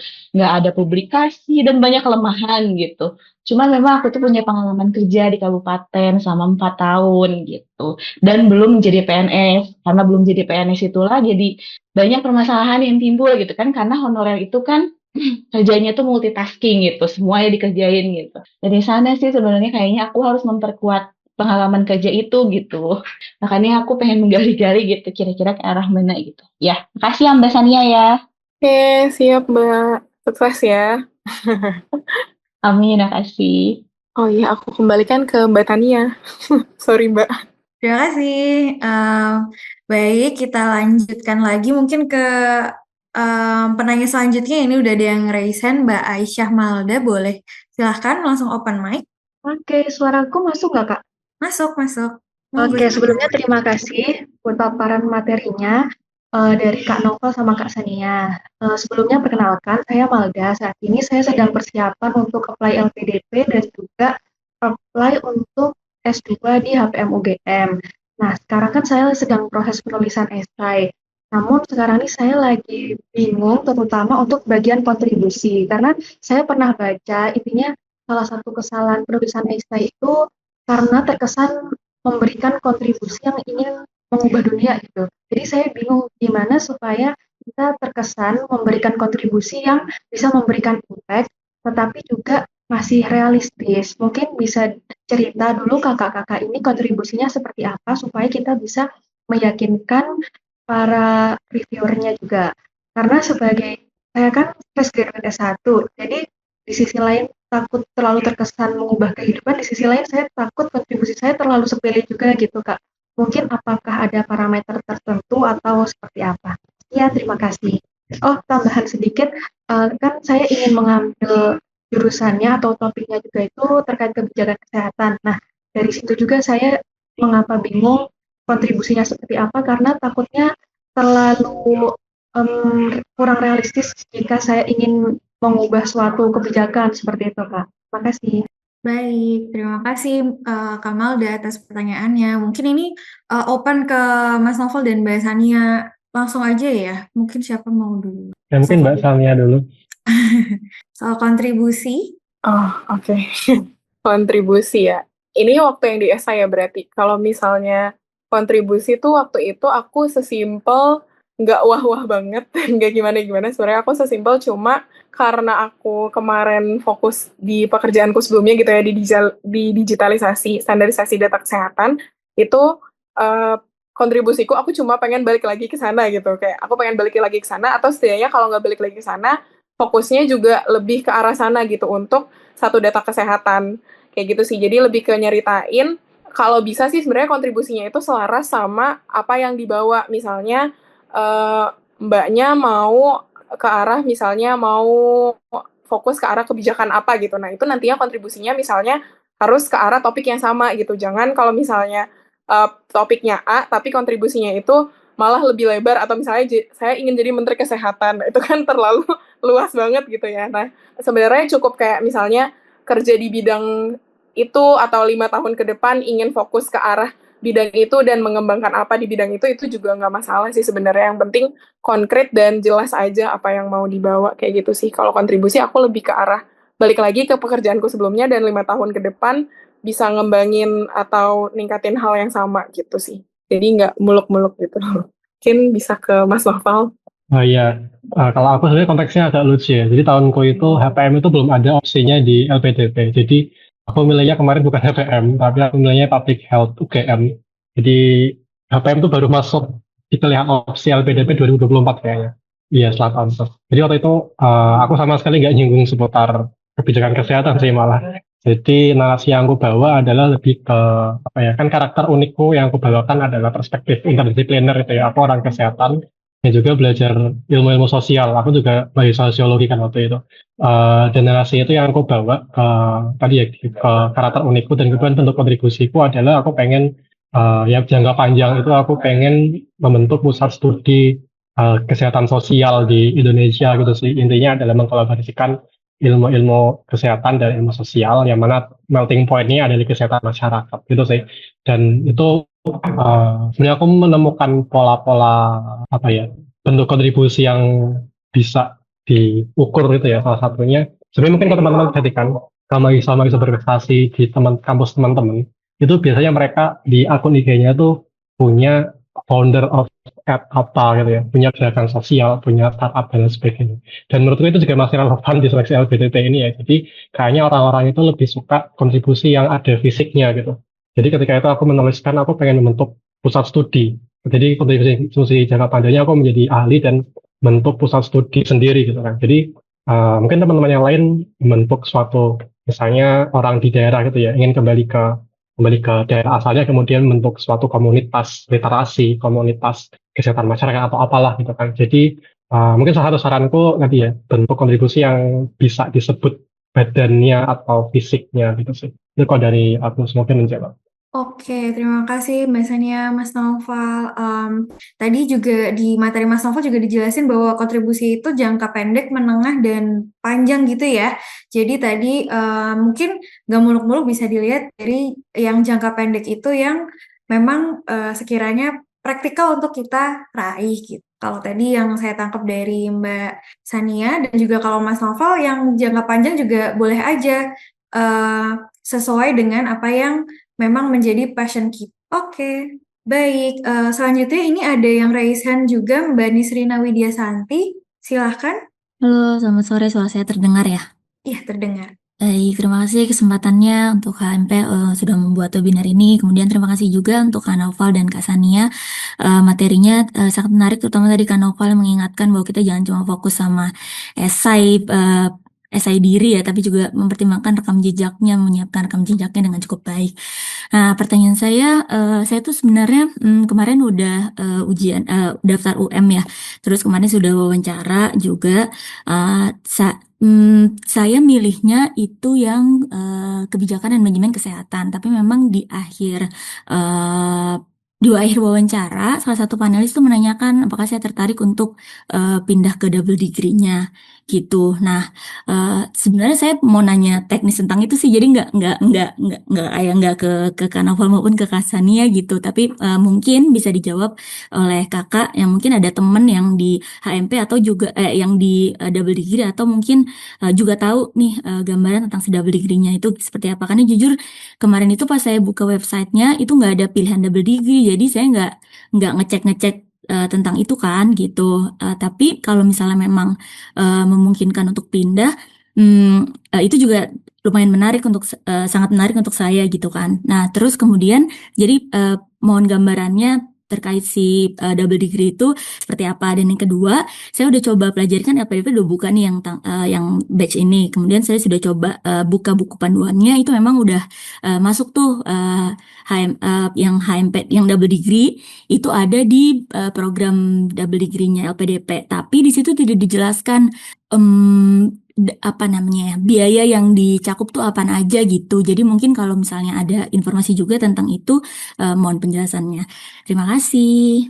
Terima kasih banyak Mbak Nisrina atas pertanyaannya. Nah, tadi sebelumnya di awal sebenarnya saya mention akan ada narasumber spesial hari ini. Jadi dari tadi sudah bergabung bersama kita Dr. Lika Prawidya Putri, MPH PhD, selaku Kaprodi dari Program Magister Kebijakan dan Manajemen Kesehatan. Mungkin saya sapa dulu Dr. Lika. Halo dok. Selamat sore semuanya. Selamat sore dokter. Dok, izin ini mungkin mau jawab Mbak Nisrina dulu atau mungkin kita mau sharing soal HPM juga ya dok? Oh, oke. Ini aja ditampilin PPT-nya aja, nanti kan akan insya Allah akan kejawab pertanyaan dari Mbak Nisrina. Oke, siap. Oke, terima kasih teman-teman semua ya atas antusiasmenya. Ini saya pakai HP jadi saya miring-miring mau lihat chat ini. Terima kasih untuk antusiasmenya untuk join di sini. Terima kasih juga pada Mbak Tania dan teman-teman Mas Nopal dan Mbak Sania untuk sudah menyelenggarakan kegiatan ini. Lalu aku Lika dari Prodi S2 Kebijakan Manajemen Kesehatan dan juga udah numpang-numpang jawab-jawab sedikit ya. Jadinya memang kita di Prodi S2 Kebijakan dan Manajemen Kesehatan atau disingkat KMK kalau bahasa Inggrisnya Health Policy and Management ini ada beberapa udah ini belum ya? Sudah dok sekarang. Tadi sempat kami. Oh ini maksudnya PPT-nya? PPT-nya belum atau saya bantu aja dok? Enggak tolong ya. Oke. Nggak bisa. Nah oke, mungkin sambil dilihat. Jadi kami dari Master Health Policy and Management atau kebijakan ya HPM atau KMK sama aja lah. Ada beberapa jalur memang ya. Bisa di overview-nya ya mungkin kalau misalnya informasi lebih lengkap bisa di websitenya ada hpm.fkmk.ugm.ac.id dan ada juga WhatsApp channelnya ya kalau nggak salah Mbak dan Mas. Nah di sini ya ini mungkin bisa langsung next aja. Next, ini ada dosen-dosen yang ada di kami. Tadi ada hal yang menarik juga sih, ada yang tanya siapa yang ahli kebijakan. Sebenarnya, tadi Mas Nopal jawab cari dosen di sini. Enggak juga sih, cari aja di Google atau tanya AI. Nah, sekarang kan Mbak dan Mas pada pinter cari tanya di AI, jadi bisa cari-cari aja. Atau biasanya sih titik pertama adalah cari paper ya tentang health policy and management pakai keywords itu. Nanti teman-teman bisa menemukan ahlinya gimana. Saya sendiri dulu juga dapat LPDP, memang yang nulis esai, pertanyaan itu bisa tricky. Oke, next. Nah, di sini mungkin singkat aja sih. Jadi ya ada Master of Health Policy Management yang 2 tahun full di Indonesia, dan kita juga ada program yang namanya double degree. Jadi ada beberapa yang pertanyaan yang di chatnya sudah aku jawab juga ya. Ada program ini double degree atau joint degree. Ini adalah double degree, jadi kita gelarnya Master of Health Policy and Management, kalau disingkat MHPM. Terus kalau yang kerjasama dengan Melbourne University of Melbourne di Master of Public Health. Nanti mungkin langsung next aja. Terus, nah ini kenapa sih Indonesia perlu program ini ya dengan banyak transformasi ya, banyak perubahan sebetulnya, apalagi habis COVID, teman-teman udah ngalamin sendiri ya, before dan setelah after COVID ini banyak banget hal yang berubah, nggak cuma dari cara kita belajar, sekarang jadi dikit-dikit Zoom semuanya baik yang online, tapi banyak hal yang berubah. Kemudian juga penting banget nih untuk selalu ngelihat global standard itu kayak apa sih, challenges di internasional itu seperti apa. Jadinya dengan double degree ini offers global perspektif lah dan bagaimana analytical methods dan seterusnya. Kemudian, nah sekarang yang next, nah yang penting sekarang buat teman-teman nih, kenapa aku butuh program ini ya? Mungkin secara umum ya, kenapa sih aku harus S2? Perlu nggak sih S2? Kan ini ada pertanyaan kayak gitu. Kalau memang ya teman-teman yang baru lulus S1, karir ke depan ya memang banyak sih faktor-faktor yang menentukan. Tapi kalau dari pengalamanku sendiri ada dua sih yang cukup yang signifikan ya. Yang pertama people sama network. Yang kedua knowledge dan experience. People sama network ini maksudnya gimana? Dalam karir itu ya kalau bisnis wira swasta itu mungkin bisa ya teman. Intinya adalah keahlian apa sih, keahlian kita yang unik itu apa? Keunikan kita apa? Mungkin ada yang pintar nyanyi sambil nyetrika misalnya, atau mungkin bisa mandi sambil nyanyi. Oh, kalau itu kayak gampang juga ya. Dan ada macam-macam. Nah, terkait teman-teman mau S1-nya SKM, mau perawat, mau dokter, mau apoteker, maksudnya apa kira-kira yang menjadi keunikan kita. Nah, dan bagaimana kualitas kita. Nah, orang yang bisa mengangkat kita, maksudnya setelah kita lulus S1 kan kita kayak dicemplungin in the middle of nowhere gitu ya, nggak tahu gimana.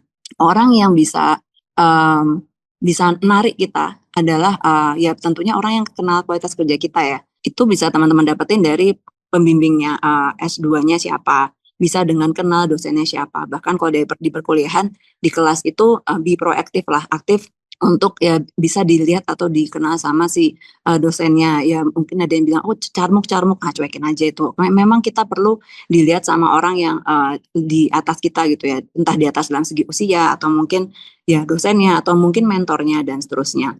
Dan saya pikir dengan di HPM ini people di sini banyak orang-orang yang memang ahli di bidang kebijakan yang networknya cukup luas juga. Dan kenapa sih harus dual degree? Menurutku sih dengan dual degree ini kan tentunya makin banyak orang yang kita kenal.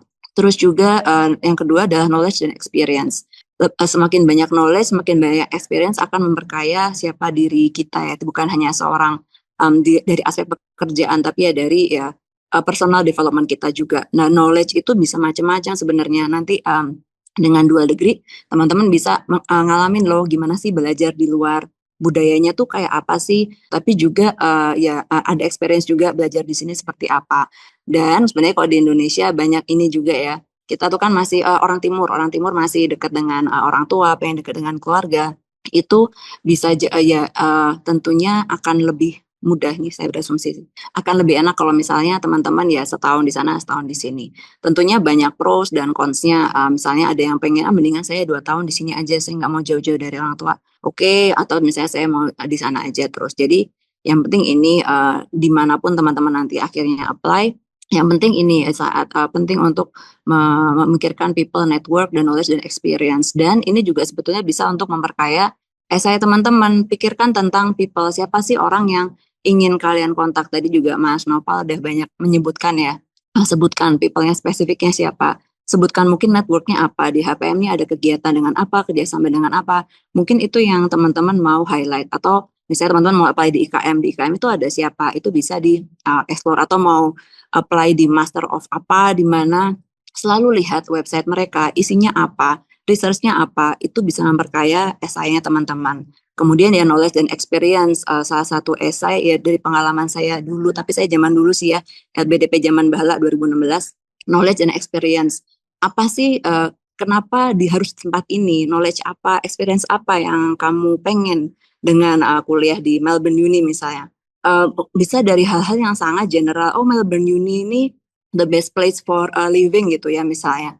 Kan pernah ya, jadi kan teman-teman bisa melihat ya, ternyata kesehatan itu bukan sekedar apa program kesehatan, bukan sekedar edukasi, tapi bagaimana orang tuh set up tempat buat living, gimana orang bikin tempat untuk area terbuka hijau, bagaimana orang memanfaatkan pinggir sungai itu jadi tempat olahraga, jadi bisa banyak knowledge dan experience-nya.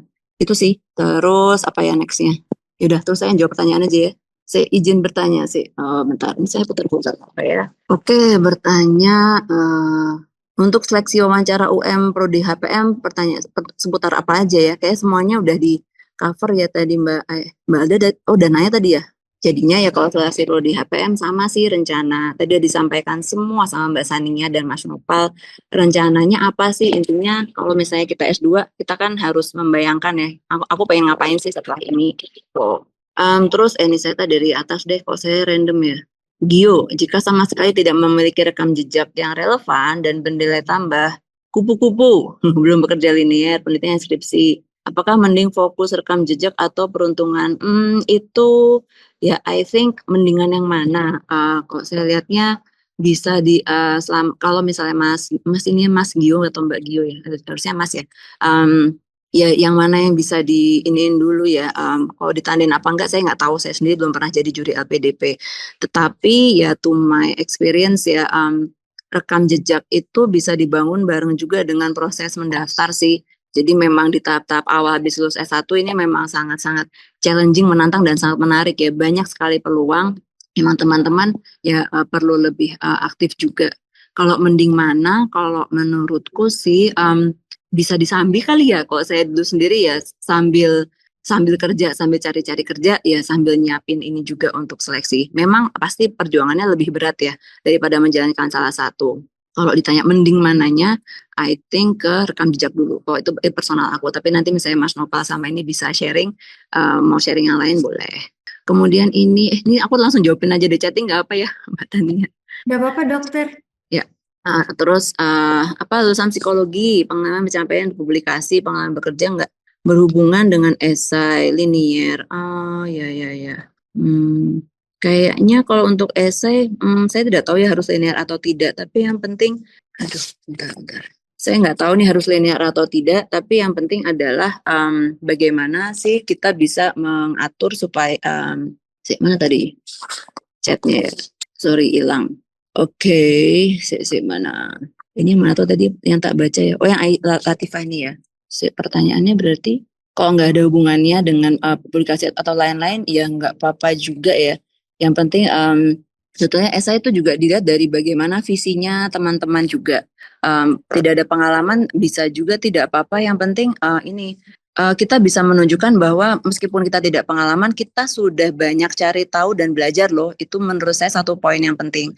Kayak tadi ya Mas Nopal bilang dia mau bikin pusat studi tentang sosial kesehatan. Itu betul juga sih bahwa memang masih jarang yang fokus ke arah situ. Sebetulnya banyak sekali di kesehatan yang hal-hal yang belum tersentuh ya. Kita perlu lihat look around us, ada apa sih. Contoh paling gampang ya. Teman-teman lihat, ini kalau di Jogja mungkin ya, atau ada pengamen di pinggir jalan gitu. Terus pikir ke tentang kesehatannya.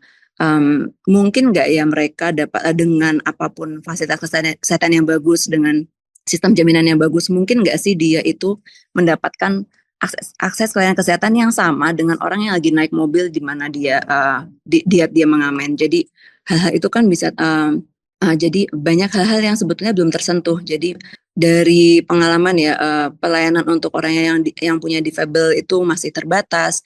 Atau bayangin juga kalau ada remaja hamil di luar nikah, terus udah kan dia harus putus sekolah. Siapa yang nanti memperhatikan bagaimana sih well-being dia, kesehatan dia? Siapa yang memastikan dia ANC-nya full atau tidak? Jadi selain topik-topik yang belum ada, kita perlu melihat bahwa sebetulnya masih banyak sekali masyarakat yang vulnerable yang perlu diperhatikan, perlu ada program tertentu untuk mereka, perlu ada sesuatu yang memang untuk mereka, dan itu bisa jadi salah satu yang teman-teman tulis di esai ya. Meskipun teman-teman nggak ada pengalaman, silahkan kalau misalnya tertarik dengan bagaimana kesehatan untuk difabel, bagaimana kesehatan untuk orang tunarungu atau untuk pengamen di jalan dan lain-lain, baca dan eksplor tentang topik tersebut. Jadi bisa memperkaya yang di sana. Kemudian tadi Mbak Nisrina nanyanya apa ya? Oh, yang tadi teknis dulu ya. Mbak Nisrina nanya, boleh nggak untuk teknisnya, karena Mbak Nisrina sudah sempat mendaftar ya, itu sepertinya perlu mendaftar lagi untuk yang double degree. Misalnya memang tertarik, karena dari timelinenya itu yang paling dekat malah LPDP, maka daftar yang LPDP dulu sambil cari LOA yang double degree. Itu yang saya tahu ya, Mbak Nisrina. Terus apa lagi nih? Apalagi Mbak yang saya belum jawab? Oh, banyak ya. Ini barusan ada yang masuk terkait double degree tapi minat MMR tapi mencari-cari apakah ada relevansi di double degree? Sebelum menerima jika nanti saya bekerja di rumah sakit. Ya, oke. Nah, kalau di program MHPM UGM sebetulnya ke arah Health Policy and Management, jadi manajemen pelayanan kesehatan secara umum. Jadinya saat perkuliahan itu ada beberapa topik yang memang spesifik. Jadi misalnya kita mungkin kalau ada yang sempat lihat websitenya tentang mata kuliah detailnya, judulnya memang kuliahnya epidemiologi gitu misalnya atau biostatistics gitu. Tapi di dalamnya kita bisa membahas tentang bagaimana sih implikasi ke manajemen rumah sakit atau yang paling obvious yang mata kuliah kebijakan dan manajemen kesehatan. Kebijakan itu tadi siapa ya Mbak Ule yang bilang kayak mikir kebijakan tuh kayak sesuatu yang besar. Oh sebetulnya nggak juga, kebijakan itu nggak cuma yang di tingkat nasional kok, nggak harusnya di tingkat negara tapi juga di tingkat fasilitas kesehatan, di tingkat kabupaten, kecamatan, di tingkat desa itu banyak kebijakan-kebijakan kecil-kecil yang tidak tertulis. Jadi termasuk di Fasiankes ya, kebijakan di klinik seperti apa. Jadi ada relevansinya. Kemudian juga ada program studi yang masuk mana ya, saya kurang hafal, tapi ada kalau nggak salah tentang asuransi provider, itu sangat relevan dengan bagaimana setting pelayanan kesehatan di Indonesia saat ini. Mau di rumah sakit, mau di klinik, di puskesmas, semuanya harus ikut sistem jaminan kesehatan nasional yang memang coveragenya 95% penduduk ya. Jadi aspek pembiayaan dan pembayaran itu sangat-sangat penting untuk untuk dipelajari. Nah, gitu sih. Kalau exposure ke luar negeri atau exchange, nah ini menarik juga. Kalau prodi MHPM sendiri memang belum ada, tapi ada banyak sih program leadership seperti itu. Nanti coba di googling aja leadership healthcare. Misalnya yang mau yang agak deket-deket ya, cari di NUS atau di UNSW yang di Australia. Tapi kalau saya sendiri belum ada pengalaman terkait itu. Terima kasih pertanyaannya ya, Pak Fandi. Mas Kak. Kemudian selamat sore, Ika Santi Widyasari, 2 tahun ini apply LPDP untuk HPM UGM belum lolos. Dalam esai saya tuliskan track record saya digital health yang sudah dikembangkan namun masih di lingkup institusi. Iya, kalau ini berarti belum lolosnya di LPDP-nya ya Mbak Ika Santi ya. Ya, kalau ini saya tidak tahu, saya mungkin belum bisa menjawab juga ya kalau di LPDP-nya hambatannya apa. Tetapi seperti yang ini ya, Mbak Ika Santi bisa meng-highlight kekhasan tentang digital health. Nah, sekarang sebetulnya dengan AI ini semua hal bisa, saya bukan ngajarin AI ya, tapi AI itu bisa kita ajak brainstorming, kita ajak ngobrol. Jadi misalnya ya Mbak Ika Santi, pengembangan apa nih terkait digital health di fasilitas. Mbak bisa tanya, gimana sih dampak lebih luas dari aplikasi yang saya kembangkan ini di Vaskes saya. Nah, dampak lebih luas. Nah, dari situ Mbak bisa eksplor lagi. Oke, misalnya si ChatGPT bilang, oh nanti ini bisa diaplikasikan bla bla bla, bisa dikembangkan jadi apa ya, self decision alat bantu decision maker untuk health providers misalnya.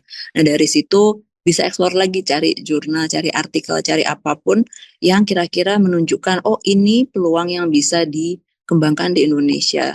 Jadi ya dengan prompt-prompt gitu, gimana ini bisa impact-nya. Jadi memang keywords-nya itu sering ke impact ya, dampak apa-apa semua tanya impact-nya apa, penelitian dosen juga tanya impact-nya apa, semua impact-nya apa. Jadi mungkin coba bisa di reframe Mbak Ika Santi, bagaimana sih potensi impact dari apa yang Mbak pelajari. Jadi misalnya Mbak jadi ambil S2, kemudian bagaimana sih itu bisa membuat apa yang Mbak lakukan bisa lebih impactful gitu. Dan yang namanya sistem informasi ini emang ini banget ya, sangat-sangat berkembang dan it's a good thing kalau untuk berfokus di sana. Kemudian kalau Mas Gio di IKM apakah ada joint degree? Kami kurang tahu, setahu saya belum ada, tapi atau mungkin masih sedang merintis ya, saya kurang tahu ya Mas Gio. Kemudian proposal penelitian untuk daftar MHPM. Kok ini Mbak ini tahu nggak ya? Apakah mirip dengan proposal penelitian untuk S3? Saya kurang tahu kalau yang itu Mbak Silvi Indriani. Ya kemungkinan kalau proposal penelitian mah pasti biasanya latar belakang, metode, sedikit Mbak Sania udah sharing ya. Nanti bisa di-share lagi. Latar belakang, tujuan, metode, dan rencana analisis biasanya ya. Begitu. Ada lagi pertanyaan, next slide ini saya udah overtime banget. Next slide ada apa ya? Lupa pun saya. Next slide ada terkait APDP. Oh iya, jadinya ini mungkin malah Mbak Tania nih yang lebih ahli bisa menjelaskan Mbak. Oh iya, baik teman-teman, ini tadi seperti yang udah Mas Novel intro juga di depan, bahwa LPDP sekarang sangat dinamis dan ini ada skema baru lagi terkait pendaftarannya, yaitu untuk program-program di HPM itu masuknya adalah ke beasiswa STEM industri strategis. Jadi karena kita adalah kesehatan dan untuk kebijakan dan manajemen kesehatan itu akan membantu di pendukung, yaitu di industri strategisnya kebijakan publik dan hukum. Nah, untuk program double degree MHPM UGM dan MPH Melbourne juga sudah masuk ke dalam list yang ada di LPDP yang bisa didanai oleh LPDP. Itu nanti teman-teman bisa cantumkan saja program studinya yang dalam negeri dan luar negerinya sesuai dengan yang ada di buku panduan ataupun yang ada di website. Nah, untuk lini masanya ini jangan lupa ini sudah mulai buka pendaftarannya dari 22 Januari kemarin untuk LPDP dan akan tutup di 23 Februari. Tadi meminjam info dari Mas Noval, jangan lupa untuk segera daftar akunnya dan jangan deadline karena servernya akan penuh nanti mendekati tutup deadline submission. Itu Dokter Lika, mungkin kalau dari PPT, ini sebenarnya ada satu lagi yang raise hand, mungkin ini pertanyaan terakhir teman-teman dan juga dokter, boleh silakan Mas Kak Relo. Baik, terima kasih atas waktunya. Selamat sore. Terima kasih pada Mas Ahmad dan Kak Sania tadi penjelasannya sangat baik. Dan izin bertanya kepada Dokter Lika, saya Rilo dari Kedokteran Hewan, lulusan dari Kedokteran Hewan UGM. Izin bertanya, Dok, saya sangat tertarik dengan MHPM ini. Saya izin bertanya, karena kan saya dari Kedokteran Hewan ya, Dok. Saat ini saya memang ingin melanjutkan studi terkait dengan manajemen kebijakan kesehatan, terutama di kesehatan hewan. Yang saya ingin tanyakan, pertama terkait di MHPM itu, apakah juga ada terkait khusus terkait membahas untuk kebijakan kesehatan One Health yang berkaitan dengan hewan, manusia, dan lingkungan. Dan juga yang kedua, apakah sejauh ini ada juga dari alumni mungkin kedokteran hewan atau yang terkait dengan kesehatan hewan yang uh, melanjutkan studi di S2 ini, Dok. Mohon arahan, Dok, karena saya ingin ya terjun terutama ke dunia bagaimana mereformasi terkait dengan kebijakan sistem kesehatan hewan yang mungkin perlu diperbaiki supaya lebih baik seperti dunia kedokteran. Terima kasih, Dok. Oke, baik. Oh, ini langsung dijawab aja, Pak. Iya, boleh Dok. Oke, Silakan. baik. Terima kasih, Mas Relo. Ya, pertanyaan pertama, apakah ada yang khusus kuliahnya kebijakan One Health?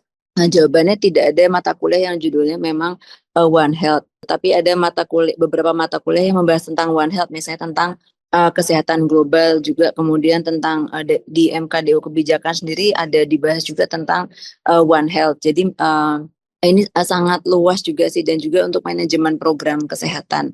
Nah, terkait apakah ada alumni, ada satu alumni yang sudah lulus dan sekarang satu yang lagi ongoing ya. Yang sepengetahuan saya, karena saya juga baru join aktif mengurus ini dalam 3-4 tahun terakhir. Jadi memang ada, dan semuanya fokusnya memang ke arah bagaimana One Health. Dan setuju sih dengan Mas Relo bahwa banyak ya aspek yang bisa ditingkatkan tentang kesehatan hewan, bahwa kan kesehatan hewan juga ada Puskeswan ya, tapi mungkin masih terbatas juga tentang bagaimana penerapannya, bagaimana koordinasinya, terutama antara ya kesehatan hewan dan kesehatan manusia dan lingkungan ya. Jadi itu mungkin jawaban dari kami. Baik, terima kasih dokter atas penjelasannya. Sehat selalu, Dok. Yo, sehat-sehat juga, Mas. Kemudian ini Oscar, apoteker CPNS di Puskesmas. Masalahnya yang saya dapati kurang optimalnya otsus di Papua ini ya. Sehingga pasien yang tidak optimal, kontribusi yang saya lakukan. Aduh, ini ya. Mas Nopal udah jawab ya, tuh Mas Nopal jawabnya apa? Ya, tapi waktunya sudah mau habis. Kalau bahwa kekurangan obat alkes itu ya kuncinya memang di perencanaan dan masalah aspek digitalisasi sih, mungkin singkatnya seperti itu, karena sekarang semuanya perencanaan pengadaan obat semua sudah terdigitalisasi. Jadi meskipun perencanaan bagus, tapi saat eksekusi di aplikasinya kurang bagus, itu bisa kurang baik juga. Dan ya perencanaan dari aspek konsepnya dan digitalisasi dari aspek teknisnya itu harus berjalan sama-sama. boleh juga nanti kalau misalnya kontak ke Mas Nopal atau mungkin bisa lanjut diskusi di sesi-sesi selanjutnya mungkin ya karena waktunya udah lewat juga. Iya, baik. Terima kasih banyak Dokter Like. Ini karena banyak banget teman-teman menarik banget ini yang mau dibahas. Saya mungkin juga mau promosi sedikit bahwa Departemen Kebijakan dan Manajemen Kesehatan dan juga Pusat Kebijakan dan Manajemen Kesehatan itu sering sekali mengadakan webinar-webinar terkait kebijakan dan manajemen kesehatan yang mencakup berbagai aspek, obat dan alkes misalnya, kemudian terkait layanan primer, terkait beban penyakit dan lain-lain sebagainya, mungkin bisa teman-teman ikuti sebagai apa ya, untuk bisa memperdalam knowledge-nya sebelum studi lanjut atau untuk kepentingan penelitian dan lain-lain. Jadi mungkin kurang lebih itu yang bisa kita sampaikan pada sore hari ini. Sekali lagi kami mengucapkan terima kasih kepada seluruh rekan-rekan yang antusias untuk mengikuti sesi kita pada sore hari ini dan juga terima kasih banyak kepada kakak-kakak narasumber. Ada Mas Noval, ada Mbak Sania, dan juga ada Dr. Like yang berkenan hadir pada sore ini. Untuk teman-teman semua, kami ingatkan kembali, boleh silahkan mengisi presensi di link yang sudah disediakan di kolom chat, karena nanti materi dan juga rekaman video akan kami sampaikan di melalui email. Nah, selain itu juga nanti rencananya kami juga akan membuka untuk teman-teman yang sekiranya mau mereviewkan esainya gitu, bisa dikirim ke kami, nanti esai terpilih mungkin akan kami bantu bedah di dalam kegiatan sharing session selanjutnya. Jadi nantikan info selanjutnya di email maupun di sosial media punya HPM UGM. Baik, terima kasih banyak untuk semuanya. Kami mohon maaf apabila ada kesalahan. Untuk sesi pada sore hari ini, izin saya akhiri. Sekali lagi terima kasih dan sampai jumpa di sesi sharing di lain kesempatan. Terima kasih semuanya. Selamat sore, salam sehat. Terima kasih.